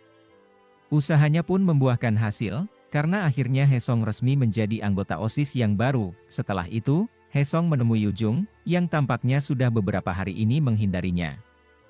Haesong berjanji tidak akan memberitahu orang tua Yu Jung tentang apapun yang Yu Jung lakukan di sekolah. Namun, ia tetap ingin mendapatkan penjelasan mengapa Yu Jung bersikap seperti itu. Sayangnya, Yu Jung tidak memberikan jawaban apapun dan pergi begitu saja. Sementara itu, Yena diam-diam menyaksikan percakapan mereka dari jendela lantai atas. Malam harinya, Pak An menelepon Haesong dan memberitahunya bahwa Sua mulai menaruh kecurigaan terhadapnya. Bahkan, Sua sampai menelepon SMA 6, sekolah lama Haesong sebelum ia pindah ke SMA Bongmon. Beruntung, tim berhasil mengalihkan panggilan itu dan menanganinya dengan baik. Namun, Pak An semakin menegaskan agar Haesong menjauh dari Sua. Keesokan harinya, Rian datang ke restoran tempat tim Haesong bekerja dan memesan banyak makanan. Tapi ternyata, saat itu Rian sedang melakukan video call dengan Sua. Sua memintanya untuk memperlihatkan seluruh bagian restoran, karena masih merasa curiga terhadap Haesong dan timnya. Namun, tim Haesong tentu saja tidak mudah dikelabui. Mereka sudah menyadari bahwa Sua sedang menyelidiki mereka untuk mencari tahu lebih banyak tentang Haesong. Malam harinya, Haesong dan Yu Jung diajak makan malam di restoran mahal oleh Yena. Saat makan, Yena bertanya kepada Haesong mengapa ia begitu ingin bergabung dengan OSIS. Dengan santai, Haesong menjawab bahwa ia ingin terlihat keren, namun, Yena kembali bertanya apakah Haesong sedang berpacaran dengan Yu Jung karena sebelumnya ia sering melihat mereka mengobrol berdua. Haesong dan Yu Jung dengan kompak langsung membantahnya. Namun, tanpa peduli, Yena tiba-tiba menyuruh Yu Jung untuk membelikannya stocking baru. Yu Jung pun hendak pergi untuk menuruti permintaan Yena. Haesong segera menghentikan langkah Yu Jung sebelum ia pergi, membuat Yena semakin curiga terhadap hubungan di antara mereka berdua. Namun, Haesong tidak memperpanjang pertemuan itu dan segera mengakhiri makan malam mereka sebelum berpamitan dengan Yena. Saat keluar dari restoran, Haesong bertanya kepada Yu Jung apakah alasan Yu Jung melarangnya bergabung dengan OSIS adalah karena Yena. Tanpa menutupi apapun, Yu Jung dengan jujur mengakui bahwa dirinya memang hanya sebatas pelayan Yena. Ia bahkan menegaskan bahwa dirinya merasa bahagia melakukan semua itu. Dengan nada sinis, Yu Jung kemudian menyindir Haesong dan mengatakan bahwa kini Haesong telah mengetahui rahasianya. Namun, ia meminta agar Haesong tidak lagi ikut campur dalam urusannya seperti tadi dan lebih baik mengurus dirinya sendiri. Setelah mengatakan itu, Yu Jung pun pergi, meninggalkan Haesong yang masih terdiam. Di sisi lain, sesampainya di rumah, Yena bertemu dengan ibunya dan langsung menanyakan alasan mengapa ibunya ingin agar ia memasukkan Haesong ke dalam OSIS. Namun, Myongju, ibunya, hanya menjawab dengan dingin bahwa Yena tidak perlu tahu alasannya. Tidak berhenti di situ, Myongju juga mengungkapkan bahwa ia mengetahui bagaimana Yena memperlakukan Yu Jung layaknya anjing piaraannya. Namun, bukannya melarang, Myeongju justru memperingatkan putrinya agar tidak lagi dikalahkan oleh Hyujung. Dan jika Hyujung sudah tidak menurut pada majikannya maka ia berencana akan mengeluarkan Hyujung dari sekolah. 약속? Sementara itu, Haesong kembali ke sekolah dan secara diam-diam memasuki ruang OSIS untuk memeriksa jam tua yang ada di sana. Namun, setelah beberapa lama mengamatinya, ia tidak menemukan sesuatu yang mencurigakan. Pada saat yang sama, seseorang tiba-tiba menyelipkan sebuah amplop merah di bawah pintu ruang OSIS. Melihat hal itu, Haesong segera berlari keluar untuk mencari siapa yang telah meninggalkan surat tersebut, tetapi ia tidak menemukan siapapun. Dengan hati-hati, ia membuka amplop itu dan membaca pesan di dalamnya. Surat itu berisi sapaan kepada dirinya dengan menyebutnya sebagai agen Jong Haesong. Haesong terkejut membaca pesan tersebut, karena kejadian itu, ia dan Pak An kembali menghadap Direktur Kim. Sepertinya, ada seseorang yang mengetahui identitas aslinya dan bahkan menyadari keberadaannya di sekolah. Ini merupakan ancaman serius, mengingat misi ini adalah operasi rahasia yang bahkan atasan Direktur Kim pun tidak mengetahuinya. Namun, alih-alih mencari solusi bersama, Direktur Kim justru menyuruh Haesong untuk menyelidiki masalah ini sendiri. Setelah Haesong dan Pak An meninggalkan ruangan, Direktur Kim segera menelepon sekretarisnya dan memerintahkan agar seluruh data staf dan guru di SMA Bongmoon diperiksa. Ia ingin mengetahui siapa saja yang bekerja di sekolah tersebut. Keesokan harinya, Direktur Kim memeriksa data seluruh staf dan guru di SMA Bongmoon. Namun, saat melihat informasi seseorang, ekspresinya langsung berubah.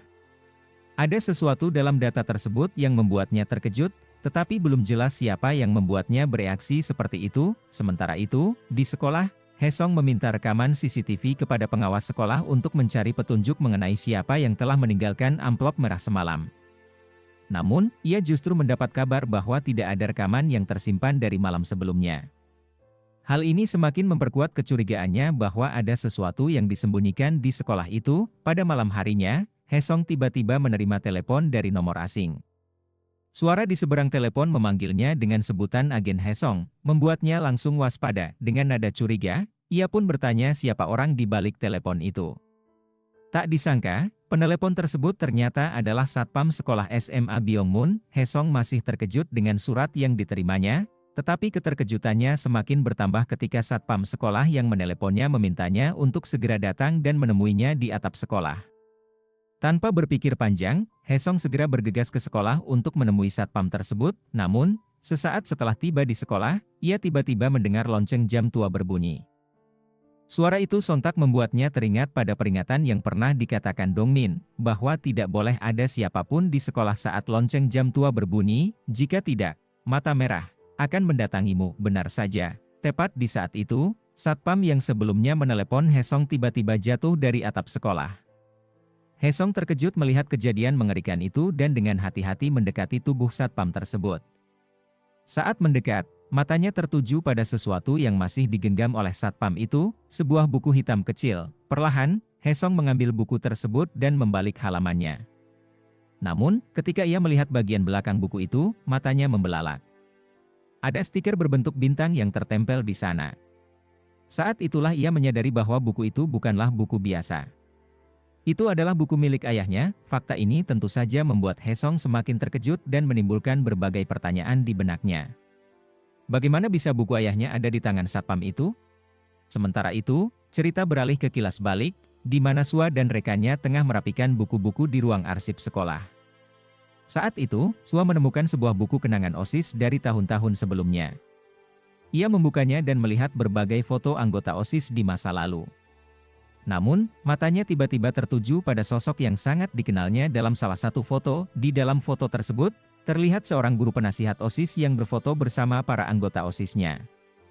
Betapa terkejutnya Sua ketika menyadari bahwa guru tersebut adalah seseorang yang pernah dikenalnya, ayah dari seorang laki-laki yang dulu pernah ia sukai. Guru penasihat OSIS itu adalah ayah Haesong. 가자. Sebelum jatuh dari atap gedung, ternyata petugas keamanan sekolah sudah menunggu Haesong. Namun, seseorang tiba-tiba datang dan berusaha merebut buku yang ada di tangannya. Setelah itu, secara mendadak, petugas keamanan tersebut terjatuh dari atas gedung. Saat Haesong melihat ke atas, ia melihat seseorang berdiri di sana. Tanpa ragu, Hesong segera berlari ke lokasi tersebut untuk mencari tahu siapa yang bertanggung jawab atas kejadian itu. Namun, saat tiba di sana, orang itu justru menyerangnya. Keduanya pun terlibat perkelahian sengit. Di tengah pertarungan, tiba-tiba muncul seseorang lagi yang membuat perhatian Hesong teralihkan. Hal itu dimanfaatkan oleh lawannya untuk melarikan diri. Ketika Hesong mencoba mengejarnya, orang itu sudah menghilang. Ternyata sosok yang menyerang Satpam dan Hesong adalah kepala sekolah yang bertindak atas perintah Bumyong. Setelah itu, Hesong pergi ke kantor Direktur Bin untuk meminta penjelasan tentang buku tersebut. Ia bertanya mengapa buku ayahnya bisa berada di sekolah. Hesong ingin jawaban yang jelas. Direktur Bin kemudian menjelaskan bahwa ayah Hesong dulunya bertugas di sekolah itu dan misinya sama seperti yang sedang Hesong lakukan saat ini, yaitu mencari emas. Namun, ayahnya tidak pernah mengetahui di mana emas itu berada, dan tidak mengetahui ayah Hesong masih hidup atau tidak. Penjelasan tersebut membuat Hesong sangat marah. Namun, Direktur Bin hanya menanggapi dengan acuh tak acuh dan berkata bahwa yang penting sekarang adalah menyelesaikan misi tersebut. Hal itu membuat amarah Hesong memuncak, hingga ia hampir memukul Direktur Bin. Beruntung, ketua timnya datang tepat waktu dan menghentikan tindakan Hesong. Jika tidak, bisa saja Hesong dipecat karena menyerang atasannya. Hesong kemudian meminta penjelasan dari Pak An, apakah ia mengetahui sesuatu tentang hilangnya ayahnya. Namun, Pak An mengaku tidak tahu apapun. Karena merasa tidak mendapatkan jawaban yang ia cari, Hesong memutuskan untuk mundur dari misi tersebut. Ia merasa perlu waktu untuk beristirahat dan menenangkan diri. Sesampainya di rumah, Hesong membuka buku catatan ayahnya. Di halaman depan, ia menemukan tulisan ayahnya yang berbunyi, "Ruang bawah tanah adalah tempat di mana aku harus menyelesaikan misi ini."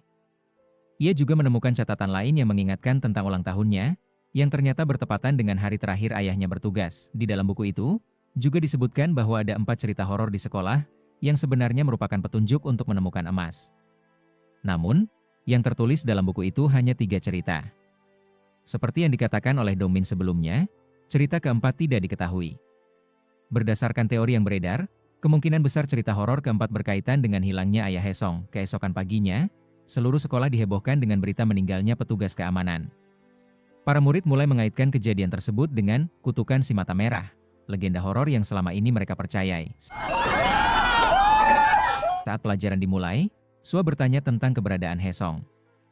Namun, tidak ada yang mengetahui keberadaannya, karena ia tidak memberikan kabar.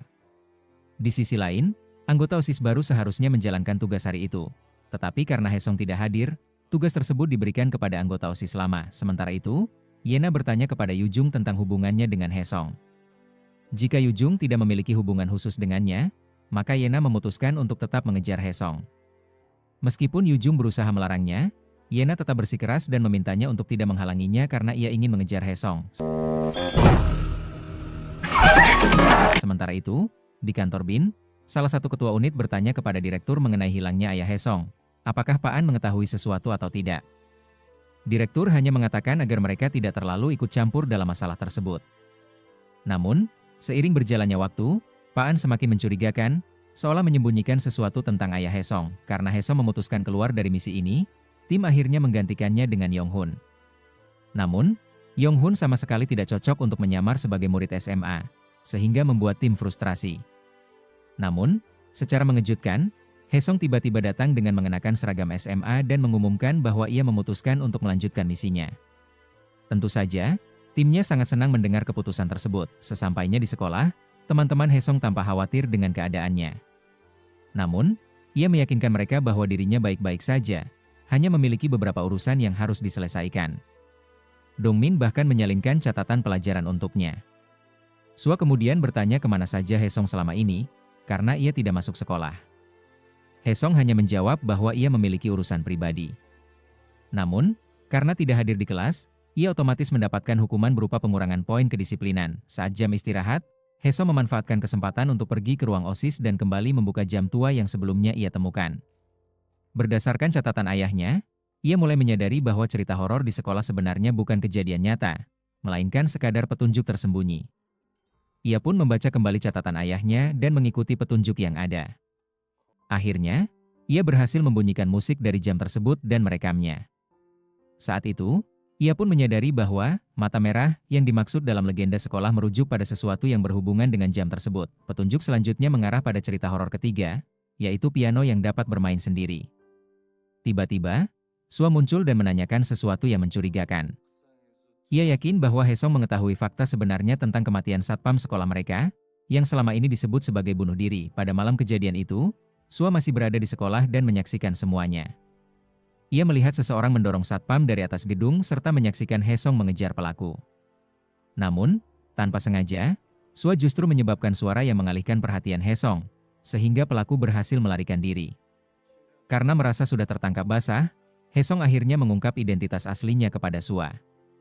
Ia mengaku sebagai agen BIN yang sedang menyamar dan menjelaskan bahwa tujuannya berada di sekolah itu adalah untuk mencari emas batangan peninggalan Kaisar Gojong, yang diakini tersembunyi di sekitar sekolah, kemungkinan besar di gedung lama. Haesong kemudian meminta Sua bekerja sama. Ia memperingatkan bahwa jika Sua membocorkan informasi ini, ia bisa terancam hukuman penjara hingga 20 tahun. Sua pun ketakutan dan mulai panik. Setelah itu, 내가 잘못한 거야? Haesong bertemu dengan timnya dan menjelaskan bahwa ia telah menemukan petunjuk kedua serta akan segera menelusuri petunjuk ketiga tentang piano yang bisa berbunyi sendiri. Sementara itu, dari hasil penyelidikan timnya, satpam sekolah yang meninggal ternyata hanyalah warga sipil biasa. Namun, yang mencurigakan adalah bagaimana ia bisa memiliki buku milik ayah Haesong. Hal yang lebih mengkhawatirkan lagi, menurut Haesong, ada pihak tertentu yang sengaja memanipulasi kejadian yang menimpa satpam tersebut. Saat ia mengungkapkan kecurigaan ini, sorotan langsung mengarah pada Pak An, ketua tim mereka, yang semakin terlihat mencurigakan. Selain itu, ada masalah lain yang harus segera diselesaikan, yaitu fakta bahwa Sua kini telah mengetahui identitas asli Haesong. Hal ini mengejutkan seluruh tim, termasuk Pak An dan rekan timnya, karena agen BIN dilarang mengancam warga sipil yang tidak bersalah.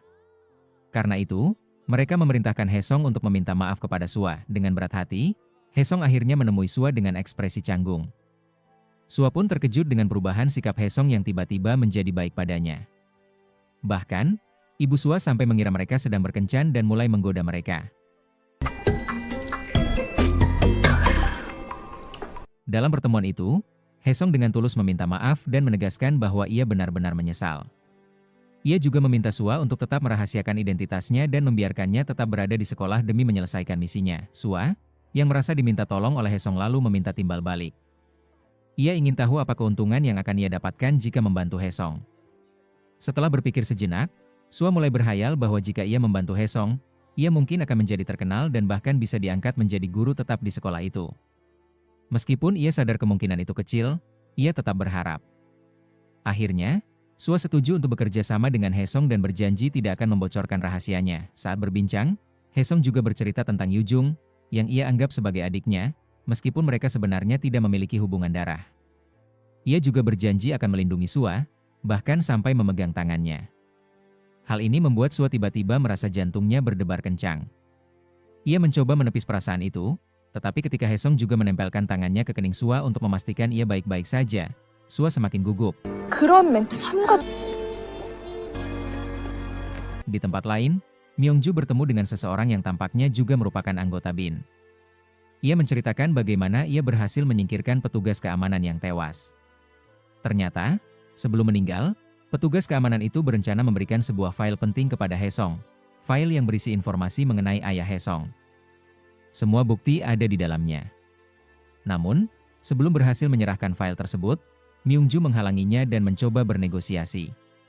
Karena petugas itu tetap bersikeras untuk memberikan file itu kepada Haesong, Myongju akhirnya memutuskan untuk menyingkirkannya. Hal yang masih menjadi misteri adalah, siapakah sebenarnya anggota BIN yang mendatangi Myongju dan memerintahkannya untuk menghilangkan file tersebut. Keesokan harinya, Haesong mendatangi ruangan yang dikaitkan dengan cerita horor ketiga, tempat di mana piano yang konon bisa berbunyi sendiri berada. Namun, sesampainya di sana, ia menyadari bahwa piano tersebut sudah tidak ada lagi. Menurut cerita yang beredar, beberapa waktu lalu ada seorang guru dan seorang siswi yang sering bermain piano di ruangan itu. Mereka ternyata menjalin hubungan, tetapi suatu hari sang siswi hamil. Sayangnya, gurunya menolak bertanggung jawab, membuat siswi itu merasa dikhianati. Karena putus asa, ia akhirnya mengakhiri hidupnya. Suatu malam, sang guru kembali bermain piano sendirian. Saat ia tengah bermain, tiba-tiba tuts piano di sebelahnya bergerak sendiri, seakan-akan ada yang memainkannya. Ketika ia menoleh, ia melihat bahwa yang duduk di sebelahnya adalah siswi yang telah meninggal itu. Haesong terkejut ketika tiba-tiba Sua muncul di belakangnya dan ikut membaca cerita tersebut. Hesong pun bertanya kepada Sua tentang keberadaan piano yang disebut dalam cerita itu. Sua menjawab bahwa dia pernah melihatnya di ruangan Myungju, tetapi sulit untuk masuk ke sana. Namun, ada satu kesempatan, acara malam ke-24 untuk Bongmunte tahun 2025, yang akan dihadiri oleh banyak pejabat. Pada acara tersebut, mereka mungkin bisa memasuki ruangan Myungju. Sayangnya, Hesong tidak bisa menghadiri acara itu karena memiliki minus poin. Di sekolah mereka, hanya anggota OSIS yang diperbolehkan menghadiri acara tersebut tanpa mendapat nilai minus. Merasa tidak adil, Hesong pun protes kepada Sua. Namun, Sua menjelaskan bahwa absennya Hesong tanpa keterangan membuatnya mendapat minus poin, sesuai dengan kebijakan sekolah. Di sisi lain, Sua mendapatkan ide untuk membantu Hesong. Ia mengusulkan agar Hesong mengikuti pemotretan untuk menjadi sampul sekolah SMA mereka, sebuah ajang tahunan. Jika Hesong menang, ia akan mendapatkan 25 poin tambahan, yang cukup untuk menutupi 20 minus poinnya dan bahkan memberi kelebihan 5 poin. Awalnya, Hesong menolak, tetapi setelah didesak oleh timnya dan Sua, ia akhirnya setuju untuk ikut serta. Saat sesi pemotretan dimulai, Hesong terlihat kaku dan tidak bisa berpose dengan baik. Gayanya bahkan dinilai seperti batang kayu kering, sehingga tak satupun fotonya yang layak digunakan. Ketika melihat wakil ketua OSIS, seorang mantan model yang kemungkinan besar akan menang lagi seperti tahun lalu, Hesong semakin merasa terintimidasi. Namun, Sua tidak menyerah. Ia membawa Hesong keluar dan mengajarinya bagaimana berpose dengan lebih alami. Setelah mendapatkan bimbingan dari Sua, Hesong kembali ke dalam studio pemotretan dan kali ini hasilnya jauh lebih baik. Semua orang memuji ketampanannya, dan fotonya pun cukup bersaing dengan wakil ketua OSIS. Namun, di tengah sesi pemotretan, Yena, ketua OSIS, diminta untuk menggulung lengan bajunya tetapi ia menolak dan langsung marah. Ternyata, ada alasan di balik sikapnya. Pergelangan tangannya penuh bekas luka sayatan. Yujung, yang mengetahui hal ini, segera menarik Yena keluar dari sana dan mengungkapkan bahwa luka tersebut sebenarnya akibat dirinya saat mencoba melindungi Yena. Namun, Yena sendiri sebenarnya sering melukai tangannya sendiri, dan ia sangat marah ketika Yujung membahasnya di depan orang lain. Melihat hal itu, Hesong tidak terima dan meminta Yena untuk meminta maaf kepada Yujung. Namun, Yena justru semakin salah paham, mengira bahwa Yujung dan Hesong memang berpacaran. Kemarahannya terhadap Yujung semakin besar, sementara Yujung juga kesal kepada Hesong karena terlalu ikut campur dalam urusannya. Sua menenangkan Hesong dan menyarankan agar ia tidak terlalu memaksakan diri untuk membantu Yujung. Ia meyakinkan bahwa nanti Yujung sendiri yang akan datang dan menceritakan semuanya ketika sudah siap. Sua pun menambahkan bahwa perbedaan cara berpikir antara laki-laki dan perempuan terkadang membuat mereka harus bersikap lebih sabar dalam menghadapi situasi seperti ini. Mendengar perkataan Sua, Hesong tiba-tiba teringat pada teman masa kecilnya, Oh Bongja, cinta pertamanya. Karena penasaran, Sua terus menanyainya tentang siapa sebenarnya cinta pertama Hesong. Namun, pertanyaan itu akhirnya terjawab ketika mereka keluar. Saat hujan tiba-tiba turun, ibu Sua memanggilnya dengan sebutan Oh Bongja. Saat itulah Hesong akhirnya menyadari bahwa Sua adalah teman masa kecilnya sekaligus cinta pertamanya. Menyadari hal ini, perasaannya terhadap Sua pun mulai berubah. Yang awalnya hanya rasa penasaran dan kerja sama semata, kini berkembang menjadi perasaan yang lebih dalam. Karena tidak bisa menahan perasaannya kepada Hesong, akhirnya Sua memutuskan untuk tidak jadi mengantarkan Hesong pulang ke rumah. Sebaliknya, ia kembali ke kedai ibunya. Sementara itu, Hesong merasa sangat senang karena akhirnya bisa bertemu lagi dengan teman masa kecil sekaligus cinta pertamanya, Oh Bongja. Sesampainya di rumah, Hesong langsung mengenang masa kecilnya, terutama momen ketika Oh Bongja sengaja menghindarinya.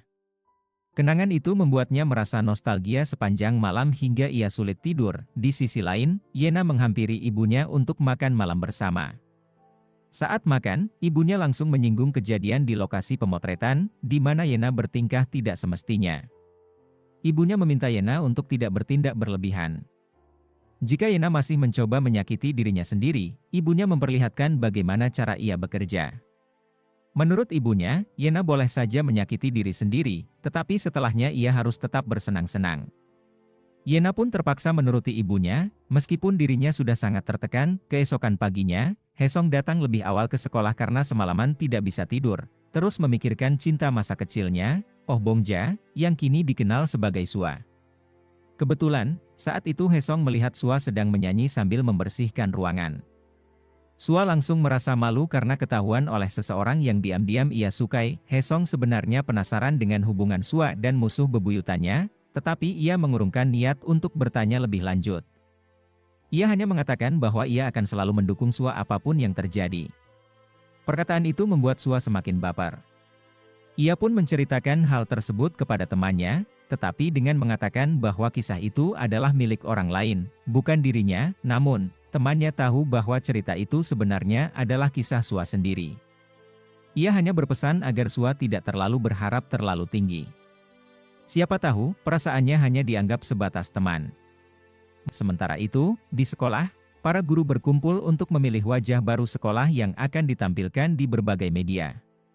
Untuk kategori perempuan, Yena kembali terpilih karena tidak ada yang bisa menyainginya. Namun, untuk kategori laki-laki, ada perdebatan. Pemenang tahun lalu adalah Wakil Ketua OSIS, tetapi Sua bersikeras agar pemilihan dilakukan melalui pemungutan suara.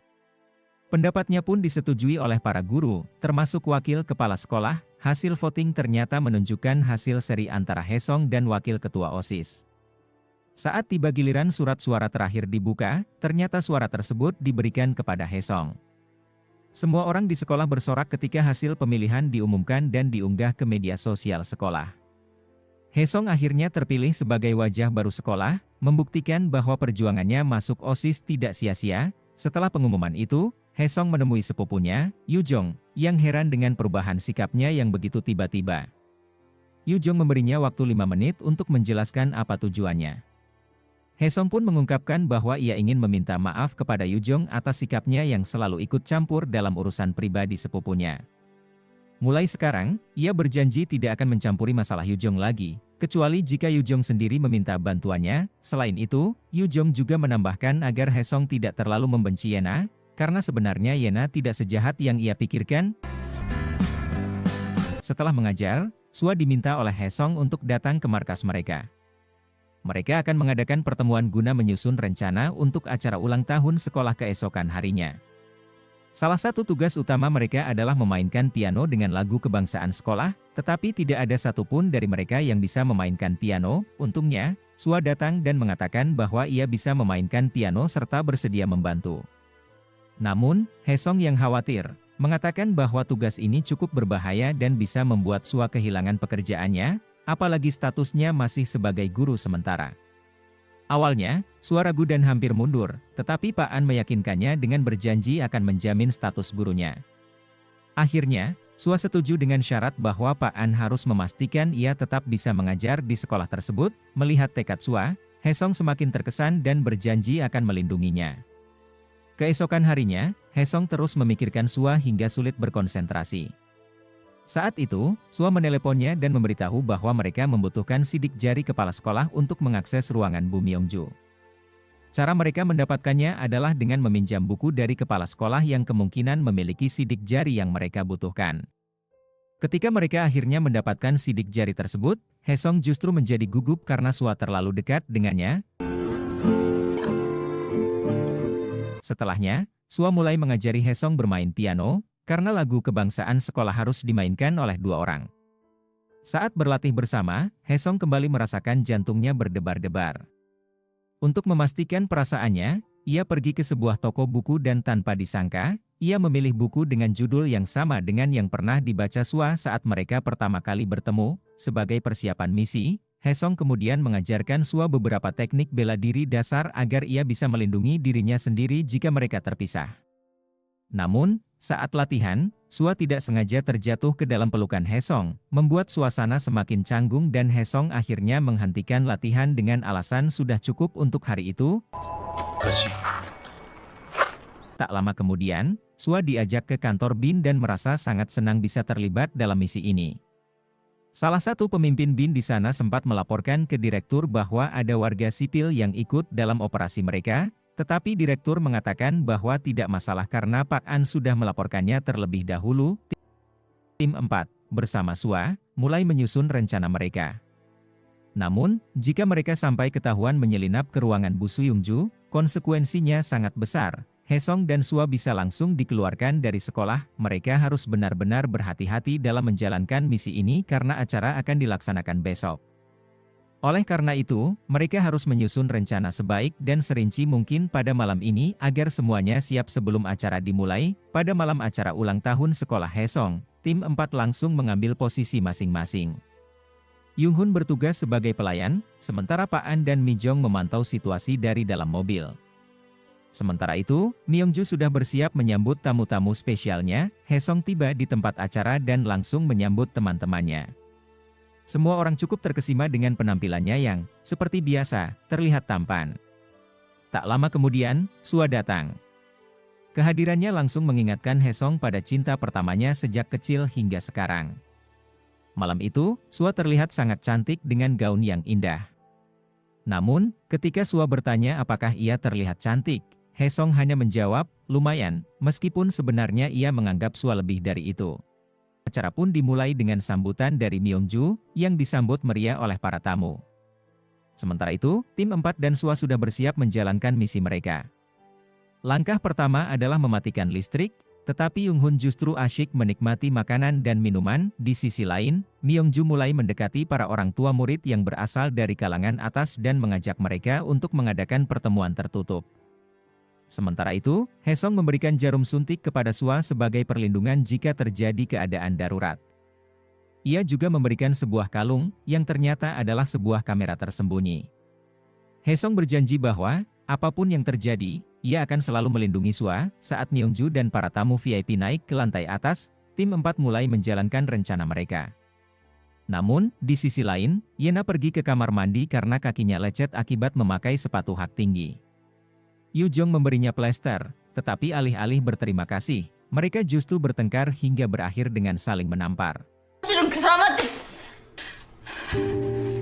Kali ini, Yu Jong tidak mau kalah dan membalas Yena, membuat hubungan mereka semakin renggang. Yena semakin marah, tetapi Yu Jong justru merasa lega karena akhirnya bisa meluapkan emosinya. Di dalam acara, paduan suara menyanyikan lagu kebangsaan sekolah. Sementara itu, Myongju dan para orang tua murid kaya raya berkumpul di ruang tertutup. Ia menjelaskan rencananya tentang pembangunan kota pendidikan yang telah lama diimpikannya dan meminta dukungan dana dari mereka. Para orang tua setuju, asalkan anak-anak mereka tetap mendapatkan keamanan dan pendidikan terbaik. Di saat yang sama, Yoonghun akhirnya mematikan listrik sesuai rencana. Semua orang di ruangan panik karena mendadak menjadi gelap. Haesong dan Sua segera naik ke lantai atas menuju ruangan Myongju. Namun, tiba-tiba listrik kembali menyala, sesuatu yang tidak sesuai dengan rencana mereka. Kepala sekolah dengan cepat menyalakan saklar listrik, membuat situasi semakin sulit. Menyadari rencana mereka bisa gagal, Mong dan Yoonghun langsung berakting di depan 2 penjaga CCTV untuk mengalihkan perhatian mereka. Tanpa itu, mereka tidak akan bisa melanjutkan misi. Sementara itu, Haesong dan Sua masih berusaha masuk ke ruangan pimpinan, tetapi mereka menghadapi kendala karena gagal memindai sidik jari. Sementara Mi Jong dan Yoonghun mencoba mengalihkan perhatian petugas yang mengawasi CCTV selama mungkin dengan menciptakan drama lain yang lebih dramatis. Bahkan, untuk kedua kalinya, Mi Jong terpaksa mencium Yoonghun demi membuat sandiwara. Sementara itu, di tempat Haesong dan Sua, mereka tiba-tiba dikepung oleh bawahan Myongju. Tidak punya pilihan lain, Haesong terpaksa melindungi dirinya dan Sua.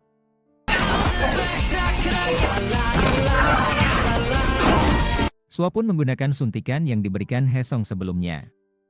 Untungnya, semuanya berjalan lancar sesuai rencana. Setelah berhasil mengatasi situasi tersebut, mereka akhirnya dapat mengakses ruangan yang ditargetkan. Sementara itu, anggota tim lainnya sudah kembali ke posisi masing-masing. Sua dan Haesong kemudian memainkan lagu yang telah direkam oleh Haesong, yaitu lagu kebangsaan sekolah mereka. Namun, saat lagu tersebut diputar, tidak ada reaksi yang diharapkan. Melihat hal ini, Pak An menyarankan agar mereka segera pergi dan menghapus jejak kehadiran mereka di ruangan tersebut. Saat sedang menghapus rekaman, Haesong tiba-tiba menemukan sebuah dokumen yang mengejutkan. Dokumen tersebut berasal dari organisasi BIN yang membocorkan misi mereka dan di sana juga terdapat data diri Haesong dengan nama aslinya, Jong Seon. Haesong terkejut dan kehilangan semangat. Ia memutuskan untuk segera pulang tanpa berbicara sedikit pun dengan timnya. Ketika ditanya, ia hanya beralasan bahwa ia sedang tidak enak badan. Namun, tanpa memberitahu siapapun, dalam hati ia mulai mencurigai beberapa orang, terutama mereka yang ada di dalam timnya. Sementara itu, Sua masih berada di pesta sekolah. Saat itu, ia melihat Sung Jae sedang memarahi seorang pelayan karena tidak sengaja menumpahkan sesuatu ke sepatunya. Sua meminta Sung Jae untuk meminta maaf, tetapi Sung Jae menolak. Tak lama kemudian, ayah Sung Jae datang dan justru ia yang meminta maaf kepada Sua atas sikap anaknya. Namun, Sua menegaskan bahwa seharusnya yang meminta maaf adalah Sung Jae sendiri. Situasi semakin rumit ketika wakil kepala sekolah muncul dan justru meminta Sua untuk meminta maaf kepada orang tua Sung Jae, meskipun Sua sama sekali tidak bersalah. Setelah kejadian itu, pelayan yang tadi dimarahi Sung Jae diam-diam memberikan sebuah kartu kepada Sua, mengatakan bahwa kartu tersebut jatuh dari kantong Sung Jae. Di tempat lain, Haesong mulai mencatat nama-nama orang yang ia curigai terlibat dengan Myungju. Meski berusaha menepis keraguannya, ia bahkan mencatat nama ketua timnya, Pak An, dalam daftar tersebut. Ia mencoba untuk tetap mempercayai Pak An, tetapi situasi ini terasa terlalu mencurigakan. Sementara itu, Pak An beberapa kali mencoba menghubungi Haesong, tetapi tidak mendapatkan respon sama sekali. Keesokan harinya, Sua mencoba memecahkan teka-teki yang tersembunyi dalam lagu kebangsaan sekolah mereka. Ia merasa ada petunjuk tersembunyi di dalamnya yang berkaitan dengan cerita horor ketiga. Dengan penuh semangat, ia memadukan nada-nada dalam lagu tersebut dan akhirnya berhasil menemukan jawabannya. Ia merasa seperti seorang detektif sungguhan. Layaknya anggota BIN, Sua segera mencoba menghubungi Haesong untuk memberitahukan temuannya, tetapi panggilannya tidak dijawab. Merasa penasaran, ia pergi ke minimarket dan secara kebetulan bertemu dengan Haesong di sana. Sua pun bertanya mengapa Haesong tidak menjawab teleponnya dan memberitahukan bahwa ia telah berhasil memecahkan teka-teki dari cerita horor ketiga. Namun, ekspresi Haesong terlihat tidak tertarik sama sekali, yang membuat Sua semakin bingung. Untuk mencari tahu lebih lanjut, Sua mengajak Haesong untuk berbicara sambil minum, berharap Haesong mau terbuka kepadanya. Setelah beberapa saat, Haesong akhirnya mengakui bahwa semua ini telah diatur oleh pimpinan sekolah. Ia juga mengungkapkan bahwa dirinya selama ini memang sengaja disusupkan ke sekolah sebagai bagian dari rencana yang lebih besar. Melihat Sua yang tampak kebingungan, Haesong mencoba menenangkan hatinya dengan mengatakan bahwa Sua selalu ada untuknya dan akan terus mendukungnya. Saat mereka hendak pulang, Haesong secara halus memberi petunjuk kepada Sua bahwa ia adalah teman masa kecilnya. Ia bahkan menyindir, kenapa Sua menyebutnya sebagai musuhnya. Akhirnya, Sua tersadar bahwa Haesong sebenarnya adalah teman masa kecil sekaligus cinta pertamanya, Jung Si-hon. Ia merasa sangat malu karena tidak menyadarinya sejak awal, bahkan bingung harus bersikap seperti apa. Dengan wajah berusaha tetap tenang, ia hanya berkata kepada Haesong kalau akan ketemu besok lagi. Padahal, dalam hatinya, ia merasa sangat senang karena bisa bertemu kembali dengan cinta pertamanya.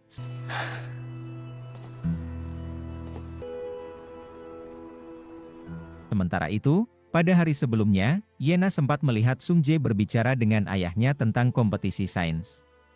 Secara mengejutkan, hasil kompetisi sudah ditetapkan, dan Sung Jae dinyatakan sebagai pemenangnya, padahal perlombaan belum dimulai.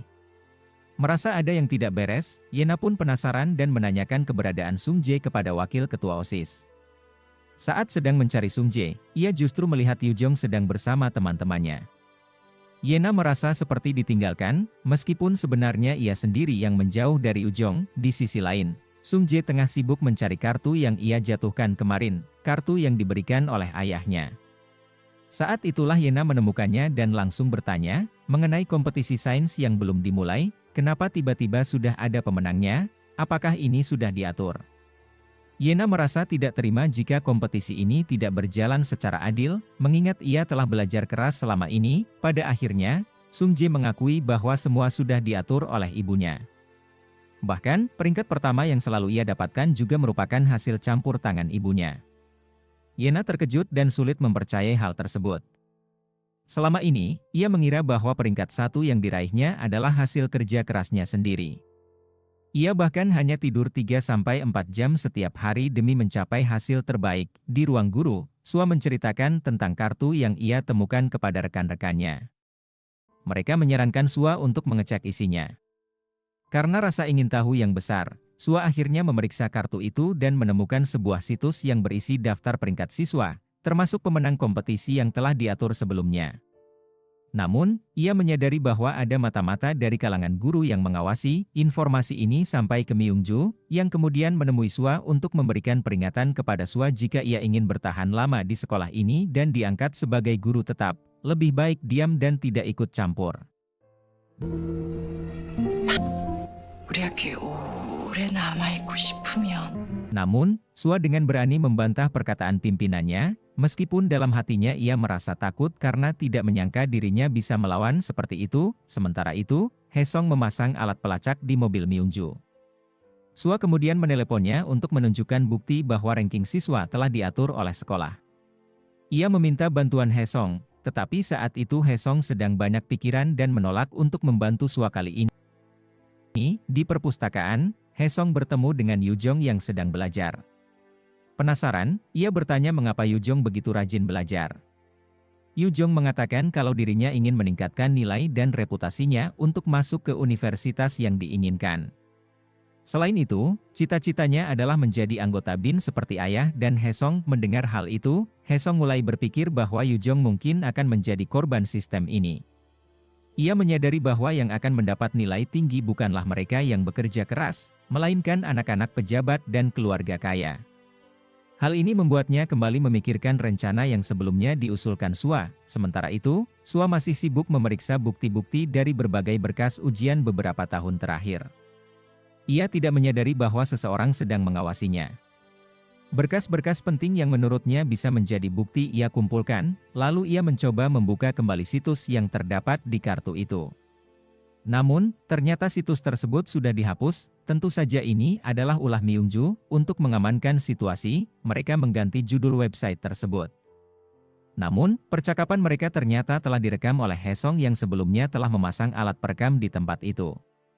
Kebetulan, Sungjae juga ada di sana, dan ia tanpa sadar memberitahukan semuanya kepada Yena, padahal sebenarnya Yena tidak seharusnya mengetahui hal itu.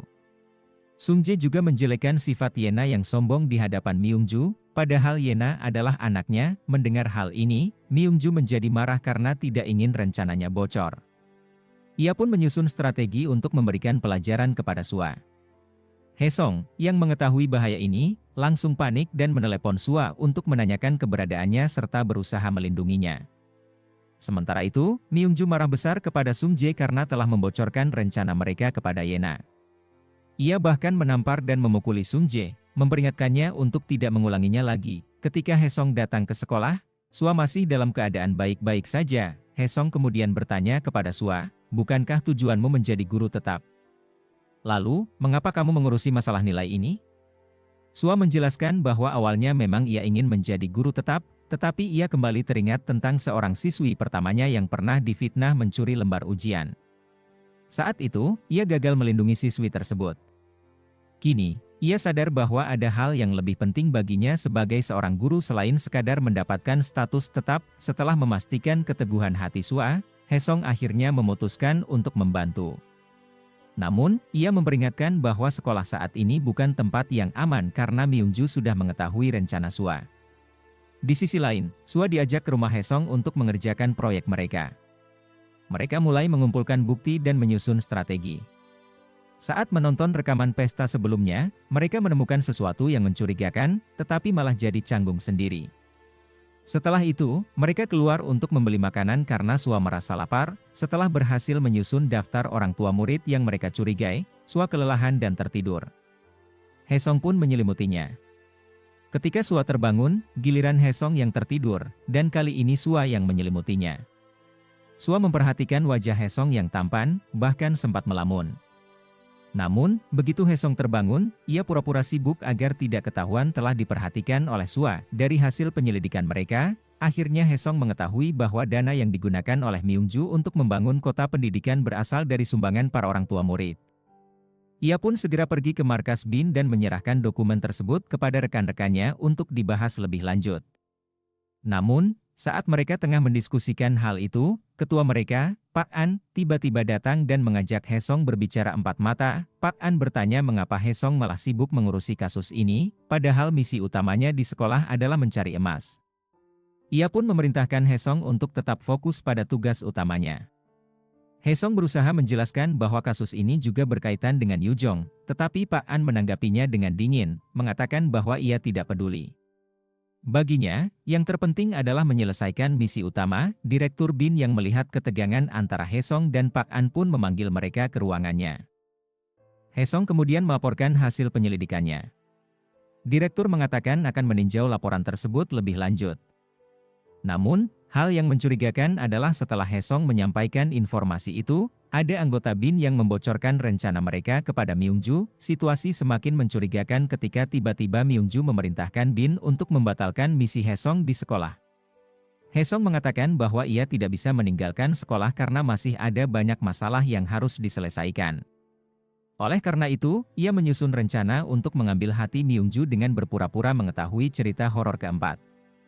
Saat makan siang bersama Myungju, ia meminta izin dan akhirnya diizinkan untuk tetap berada di sekolah.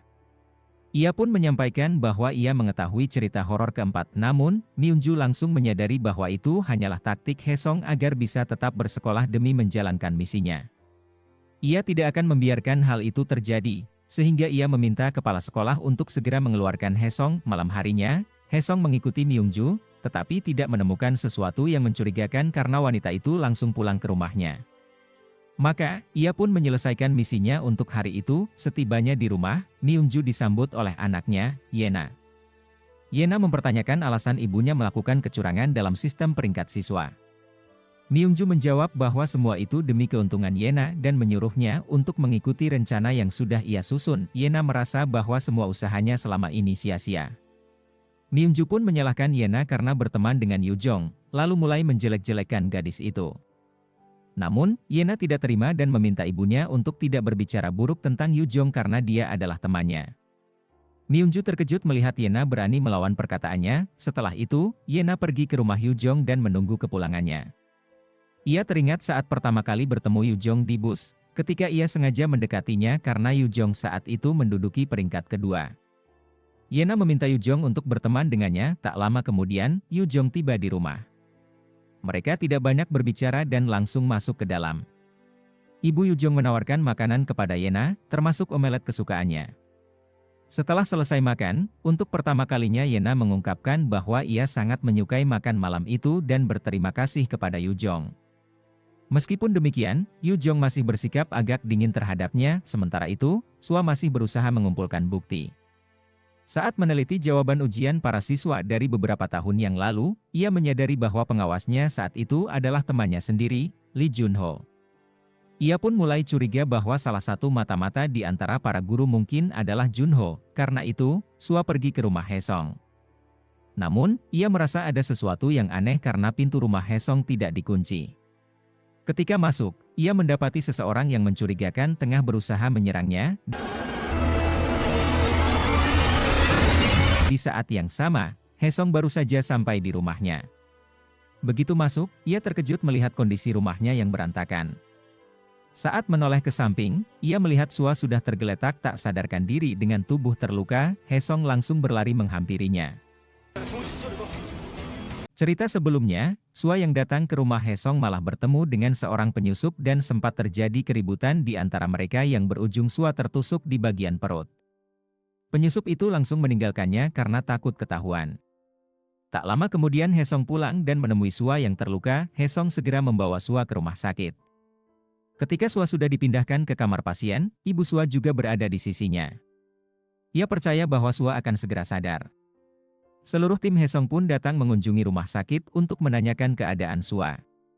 Pak An merasa bingung melihat sikap Hesong yang tampak tidak seperti biasanya dan ketika ia mengajaknya berbicara pribadi, Hesong malah bersikap dingin. Keesokan harinya, di sekolah, Yena dan Yujong terlihat sudah kembali berteman.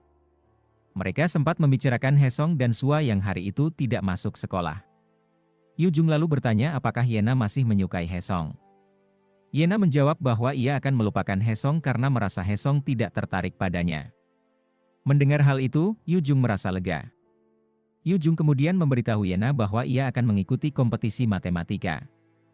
Yena terlihat merasa bersalah setelah mendengarnya, mungkin karena ia tahu bahwa, sekeras apapun usaha Yujong, pemenang lomba itu sebenarnya sudah ditentukan bahkan sebelum lomba dimulai. Sementara itu, di rumah sakit, Hesong terus berada di sisi Sua. Ia sangat menyalahkan dirinya sendiri atas kejadian yang menimpa Sua. Untungnya, Sua segera sadar dan menenangkan Haesong dengan mengatakan, jika Haesong benar-benar menyesal, maka ia harus baik kepadanya mulai sekarang. Melihat Sua sudah sadar, Haesong merasa lega dan bersyukur. Sua langsung menceritakan informasi yang ia dapatkan tadi malam, bahwa tampaknya ada seorang guru di SMA Bongun yang membantu Myongju dalam mencurangi nilai para murid. Guru itu bernama Lee Junho. Di saat yang sama, Yeonhun menelepon Haesong dan memberitahunya bahwa, setelah pemeriksaan sidik jari, terbukti bahwa orang yang menyelinap ke rumah Haesong semalam adalah Lee Junho. Mendengar hal itu, Haesong segera pulang dan mendapati bahwa buku catatan milik ayahnya sudah hilang. Ia langsung tahu bahwa buku catatan tersebut kini berada di tangan Myongju, yang mendapatkannya berkat bantuan Lee Junho. 이사장님만 믿겠습니다. Malam harinya, Yena menemui Myongju dan memintanya agar tidak mencurangi kompetisi matematika kali ini karena ia ingin berjuang dengan kemampuannya sendiri. Yena merasa malu jika harus menang dengan cara curang. Namun, tidak jelas apakah Myongju akan memenuhi permintaan putrinya itu atau tidak. Di tempat lain, Yeonhun dan Mijung sedang mengintai Lee Junho di depan tempat tinggalnya. Mereka melihat Jemun mendekati Lee Junho dan mengajaknya pergi. Mijung segera melaporkan hal ini kepada Haesong, yang lalu meminta mereka untuk mengikuti Jemun dan Lee Junho. Ternyata, Jemun membawa Lee Junho ke tempat penghancuran mobil bekas. Di sana, Jemun membius Lee Junho, dan anak buahnya langsung menyeretnya ke dalam mobil bekas untuk dihabisi. Melihat situasi genting ini, Mijung dan Yeonhun maju untuk menghadapi komplotan Jemun. Namun, mereka berdua justru ikut dimasukkan ke dalam mobil bersama Lee Junho, dan mobil itu mulai bersiap dihancurkan. Ketika Jemun hendak menekan tombol start untuk memulai proses penghancuran, Haesong tiba tepat waktu, tetapi ia dihadang oleh anak buah Jemun. 오늘은 토끼. Sementara itu, Jemun berhasil menekan tombol, dan mesin penghancur mulai bekerja. Haesong, yang tidak punya banyak waktu, dengan cepat mengalahkan mereka. Setelah itu, ia harus berhadapan langsung dengan Jemun. Dengan sekuat tenaga, Haesong akhirnya berhasil mengalahkan Jemun dan menyelamatkan Mijung, Yeonhun, serta Lee Junho. Setelah kejadian itu, Haesong membawa Lee Junho untuk menemui Sua. Dengan tegas, Sua menegur Lee Junho atas perbuatannya yang telah mencurangi nilai para murid dan memintanya untuk bertanggung jawab dan menebus kesalahan tersebut. Sementara itu, Yeonhun melaporkan kepada Haesong bahwa ia telah menyerahkan Jemun kepada polisi. Malam harinya, Haesong membawa Lee Junho ke rumah aman dan memintanya tinggal di sana untuk sementara waktu. Setelah itu, Haesong menelepon Pak An dan memberitahunya bahwa ia sudah mendapatkan bukti tentang kecurangan Myongju dan saksi mata yang juga adalah pelaku utama, yaitu Lee Junho. Haesong mengatakan kalau Junho akan berada di rumah aman hingga pukul 7 pagi esok hari. Namun, sebenarnya, Haesong sengaja memberitahu Pak An hal ini untuk menjebaknya, karena ia mencurigai bahwa Pak An bersekongkol dengan Myongju. Meski Haesong tidak ingin mencurigai Pak An yang sudah ia anggap seperti pamannya sendiri, ia tetap harus berhati-hati. Hingga keesokan paginya, tidak ada siapapun yang datang ke rumah aman tersebut. Hal ini membuat Haesong merasa lega. Dia pun segera menelepon Pak An untuk meminta maaf karena sempat mencurigainya.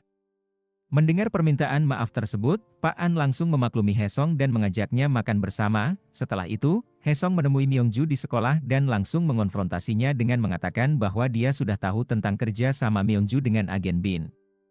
Intinya, Haesong memberitahu bahwa dia mengetahui semua kejahatan Myongju. Namun, Haesong masih memiliki pertanyaan mengenai apa yang sebenarnya terjadi pada ayahnya di masa lalu. Sayangnya, Myongju tetap menolak menjawab. Haesong kemudian mengungkapkan bahwa Lee Junho kini sudah berada di kantor polisi. Bahkan, tadi malam Junho memberikan sebuah USB kepada Haesong yang berisi bukti bahwa Myongju adalah dalang di balik kecurangan nilai para murid. Dengan percaya diri yang penuh, Haesong mengatakan bahwa kali ini Myongju pasti akan dipenjara. Setelah Haesong keluar dari ruangan Myongju, beberapa polisi datang dan membawa Myongju pergi. Di kelas, terjadi kehebohan ketika Lee Junho mengaku kepada media bahwa dirinya telah mencurangi nilai para murid. Para siswa tentu saja terkejut dengan pengakuan tersebut. Sementara itu, di ruang guru, telepon berdering tanpa henti karena banyak pihak yang ingin mengetahui lebih lanjut mengenai kasus ini. Setelah semua kericuhan mereda, Haesong menemui Sua di atap sekolah. Haesong menyatakan bahwa Sua telah membawa perubahan besar bagi sekolah tersebut dan mengucapkan terima kasih kepadanya. Di ruang interogasi, seseorang datang menemui Myongju. Ternyata, dia adalah Direktur Kim, agen BIN yang bekerja sama dengan Myongju. Direktur Kim mengatakan bahwa situasi saat ini sudah benar-benar kacau, sehingga proyek kota pendidikan akan dihentikan. Bahkan, para orang tua siswa VIP pun tidak mau lagi terlibat. Direktur Kim juga menambahkan bahwa kali ini dia tidak bisa lagi membantu Myongju, namun, sebelum Direktur Kim meninggalkan ruangan, Myongju justru tertawa terbahak-bahak. Dengan nada sinis, Myongju berkata, "Menurutmu, apa yang akan dilakukan seorang wanita gila saat dia kehilangan segalanya?" 어디까지 갈 줄 알고. Malam harinya, Pak An dan Haesong makan bersama. Di tengah makan malam, Haesong bertanya mengapa Pak An tidak menanyakan apapun kepadanya, padahal Haesong sempat mencurigainya. Pak An menjawab bahwa mereka adalah keluarga. Fungsi keluarga adalah saling menunggu, memberikan waktu, dan tetap percaya satu sama lain. Pak An lalu bertanya, siapa sebenarnya mata-mata BIN itu? Haesong menjawab bahwa orang tersebut adalah Direktur Kim. Mendengar jawaban itu, Pak An menunjukkan sebuah foto kepada Haesong. Foto tersebut memperlihatkan Pak An, Direktur Kim, dan ayah Haesong sedang bersama. Pak An kemudian menjelaskan bahwa sebelum ayah Haesong menghilang 22 tahun yang lalu, ayah Haesong sempat mengajak Pak An bertemu untuk membicarakan tentang Direktur Kim. Namun, karena suatu alasan, pertemuan itu tidak pernah terjadi. Setelah mendengar cerita tersebut, Haesong berjanji bahwa dia akan menyelesaikan misi ayahnya. Haesong bertekad menemukan emas sekaligus menemukan ayahnya. Keesokan harinya di sekolah, Haesong menemui Dongmin dan menanyakan tentang cerita horor keempat. Namun, Dongmin hanya berkata bahwa siapapun yang mengetahui cerita horor keempat akan mendapatkan hukuman, dan hukumannya adalah menghilang tanpa jejak. Sementara itu, Sua mendatangi Yena, yang terlihat sedang menggaruk tangannya karena stres setelah ibunya ditangkap polisi. Sua dengan hati-hati bertanya apakah Yena baik-baik saja. Yena mencoba berpura-pura kuat dan menjawab bahwa dirinya baik-baik saja. Namun, Sua tahu bahwa Yena sedang menyembunyikan perasaannya. Sua kemudian berkata kepada Yena bahwa tidak apa-apa jika dia ingin menangis. Tidak masalah jika Yena merasa menderita, karena dia tidak perlu menanggung beban atas kesalahan yang dilakukan oleh ibunya. Itu bukan salah Yena. Hari itu, setelah jam sekolah berakhir, seluruh siswa di kelas Sua bekerja sama untuk membersihkan sekolah. Hal ini dilakukan karena keesokan harinya, Sua akan bertemu dengan wakil komisaris yang datang untuk menangani kasus Myongju dan Lee Junho. Keesokan harinya, para guru sudah bersiap menyambut kedatangan wakil komisaris. Namun, yang muncul di depan mereka justru Myongju, yang datang bersama Jemondong. Ternyata, mereka berdua telah dibebaskan. Sua tentu saja terkejut melihat hal ini. Haesong yang juga berada di sana tidak kalah terkejut dengan pemandangan tersebut. Dengan senyum licik, Myongju menghampiri Haesong dan menarik papan nama di seragamnya, lalu mengatakan kalau sudah saatnya Haesong berhenti sampai di sini. Setelah Jemon meminta para guru masuk ke dalam, Haesong mempertanyakan bagaimana Myongju bisa keluar dan berada di sana. Namun, ia menyimpan keraguan itu dalam hati dan tidak menanyakannya secara langsung. Myongju malah mengalihkan pembicaraan dengan membahas cerita horor keempat yang tertulis dalam buku catatan milik ayah Haesong. Sedikit demi sedikit, Myongju mulai memahami rahasia yang tersembunyi di balik cerita tersebut. Ia juga mengetahui Haesong memasang GPS di mobilnya. Pada akhirnya, Myongju mengejek Haesong dan meminta agar mereka tidak pernah bertemu lagi, lalu pergi dari tempat itu. Di sisi lain, Sua menemui wakil kepala sekolah, Pak Baek, untuk memprotes keputusan yang mengeluarkan Haesong dari sekolah. Namun, mereka tidak bisa berbuat apa-apa karena keputusan tersebut berasal dari perintah langsung Myongju, pimpinan sekolah. Meski Sua tetap bersikeras membela Haesong, ia akhirnya dibentak oleh Pak Baek dan diperintahkan untuk mematuhi keputusan tersebut. Di kelas, Haesong mulai membereskan barang-barangnya. Kejadian ini membuat para murid lain bertanya-tanya tentang apa sebenarnya kesalahan Haesong hingga ia dikeluarkan.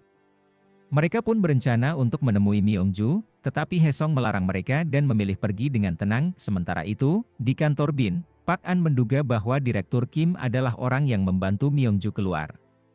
Dugaan ini membuat tim BIN semakin resah karena mereka khawatir tidak bisa melanjutkan misi setelah Haesong dikeluarkan dari sekolah. Namun, Haesong tidak menyerah dan mengusulkan untuk mencari cara lain agar misi terakhir ayahnya tetap bisa dilanjutkan. Pak An menyetujui usul Haesong, mengingat tujuan utama misi mereka adalah menemukan emas yang hilang, bukan semata-mata mempertahankan posisi Haesong di sekolah. Di tengah pembicaraan, tiba-tiba tim internal BIN melakukan penggeledahan di kantor tim 4. Pak An berusaha menahan tindakan tersebut, tetapi mereka menemukan sejumlah uang yang dicurigai sebagai uang suap. Akibatnya, tim internal membawa Pak An untuk diperiksa lebih lanjut. Tak lama setelah itu, Haesong menerima telepon dari Myongju. Ternyata, Myongju adalah dalang di balik penggeledahan tersebut. Dalam percakapan itu, Myongju menyindir Haesong dengan mengatakan bahwa tindakan tersebut adalah hadiah untuknya. Ketika Haesong berusaha tetap tenang, Myongju justru mengancam bahwa Sua akan menjadi target berikutnya. Ia memperingatkan Haesong agar tidak bertindak lebih jauh jika tidak ingin hal yang lebih buruk terjadi. Merasa bingung dan frustrasi, Haesong akhirnya pergi ke kedai makanan, tempat ia bertemu dengan Sua. Di sana, Haesong menceritakan semua kejadian yang terjadi dan memperingatkan Sua tentang ancaman Myongju. Haesong bahkan mengungkapkan keinginannya untuk berhenti agar tidak membahayakan Sua. Namun, Sua memukul pundak Haesong dan menegaskan bahwa ia tidak akan menyerah karena takut. Ia meyakinkan Haesong untuk tidak khawatir karena dirinya akan baik-baik saja dan tetap mendukung Haesong sampai akhir. Ketika Haesong bertanya apakah Sua tidak takut, Sua mengakui bahwa ia memang takut. Namun, ia tidak rela jika Myongju berhasil mendapatkan emas batangan itu dan menghancurkan mimpi anak-anak. Perkataan Sua membuat Haesong tersenyum, dan mereka pun bersulang. Di rumah, Haesong mendapat telepon dari Pak An yang mengabarkan bahwa tim mereka telah dibubarkan. Haesong merasa bersalah karena kejadian ini terjadi akibat tindakannya. Namun, Pak An meminta Haesong untuk tidak berkecil hati. Di luar dugaan, Haesong menyatakan bahwa ia ingin melanjutkan misi tersebut dan meminta Pak An untuk mengumpulkan tim keesokan harinya. Semangat Haesong kembali membakar semangat tim untuk melanjutkan misi mereka. Di tempat lain, Myongju bertemu dengan Direktur Kim. Ternyata benar, Direktur Kim adalah orang yang membantu Myongju keluar. Namun, karena merasa berjasa, Direktur Kim meminta Myongju untuk tunduk padanya. Permintaan itu membuat Myongju jengkel. Ia pun menyuruh Jemun untuk bertindak. Jemun langsung mencekik leher Direktur Kim, sementara Myongju memperingatkan Direktur Kim agar tidak membantah dan hanya menuruti perintahnya. Merasa terancam, Direktur Kim akhirnya tidak bisa berkata apa-apa. Kembali di rumah Haesong, para anggota BIN berkumpul untuk membahas buku catatan OSIS yang diberikan Sua saat mereka bertemu di kedai makanan.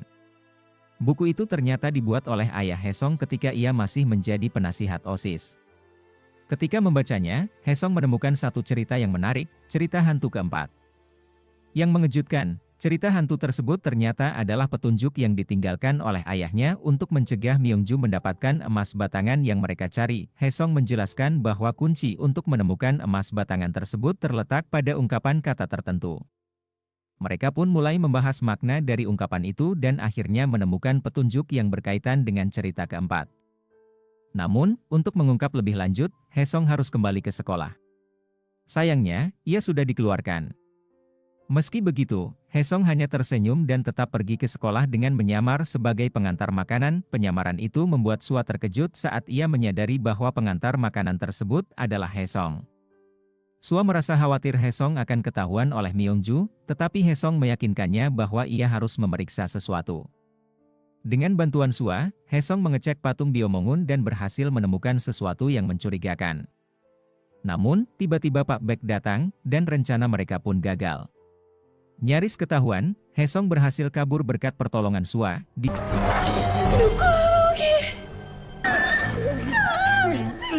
Di sisi lain, Myongju mendapat laporan dari Pak Baek bahwa malam sebelumnya, Sua terlihat berbicara dengan seorang pengantar makanan di depan patung. Hal ini membuat Myongju penasaran, dan ia memeriksa rekaman CCTV. Dari rekaman tersebut, ia berhasil membongkar penyamaran Haesong. Myongju kemudian memerintahkan Jemun untuk mengirimkan hadiah. Kedua, keesokan harinya, sekolah digemparkan oleh pesan anonim yang menyebarkan rumor tentang seorang guru yang berpacaran dengan muridnya. Pesan itu juga memuat foto pertemuan Sua dan Haesong di kedai makanan. Melihat hal ini, Myongju tertawa puas, merasa rencananya berjalan lancar. Di dalam kelas. Saat Sua sedang mengajar, para murid mulai bertanya tentang kebenaran rumor tersebut. Tepat pada saat itu, Jemun datang dan memintanya untuk bertemu dengan Myongju. Sua menolak karena sedang mengajar, tetapi Jemun malah mengungkapkan bahwa Sua sudah tidak perlu lagi mengajar, yang membuat para murid kaget mengetahui bahwa Sua telah dipecat. Mendadak, Haesung muncul di kelas dan menolong Sua, membuat Jemun akhirnya pergi. 근데 그만 Di depan kelas, Haesung membuat pengumuman bahwa foto yang beredar memang asli, lalu mengungkapkan usia yang sebenarnya, yang membuat murid-murid terkejut. Jemun segera melaporkan kejadian ini kepada Myongju, yang juga tak kalah kaget. Seorang murid kemudian bertanya kepada Haesung mengapa ia berbohong tentang usianya. Ketika Haesung hendak mengungkapkan jati dirinya yang sebenarnya, Sua dan Yujung melarangnya, sehingga ia terpaksa kembali berbohong dengan alasan ia tidak lulus pendidikan dasar. Domin pun bertanya tentang hubungan antara Sua dan Haesung. Di hadapan seluruh kelas, Haesung menyatakan perasaannya bahwa ia menyukai Sua, yang langsung membuat kelas heboh. Tak lama kemudian, Myongju muncul dan mengajak Haesung berbicara empat mata. Haesung mengatakan bahwa kini giliran dirinya yang akan bertindak, dan meminta Myongju untuk menantikan langkahnya. Hal ini membuat Myongju kesal, karena ia tidak menyangka Haesung bisa kembali ke sekolah begitu cepat. Jemun menduga ada informasi yang bocor, tetapi Myongju merasa itu tidak mungkin, karena hanya ia dan Jemun yang tahu soal foto-foto tersebut. Myongju kemudian teringat bahwa Yena pernah masuk ke ruangannya dan melihat tabletnya. Di tempat lain, Haesung menemui Yena dan berterima kasih atas bantuannya.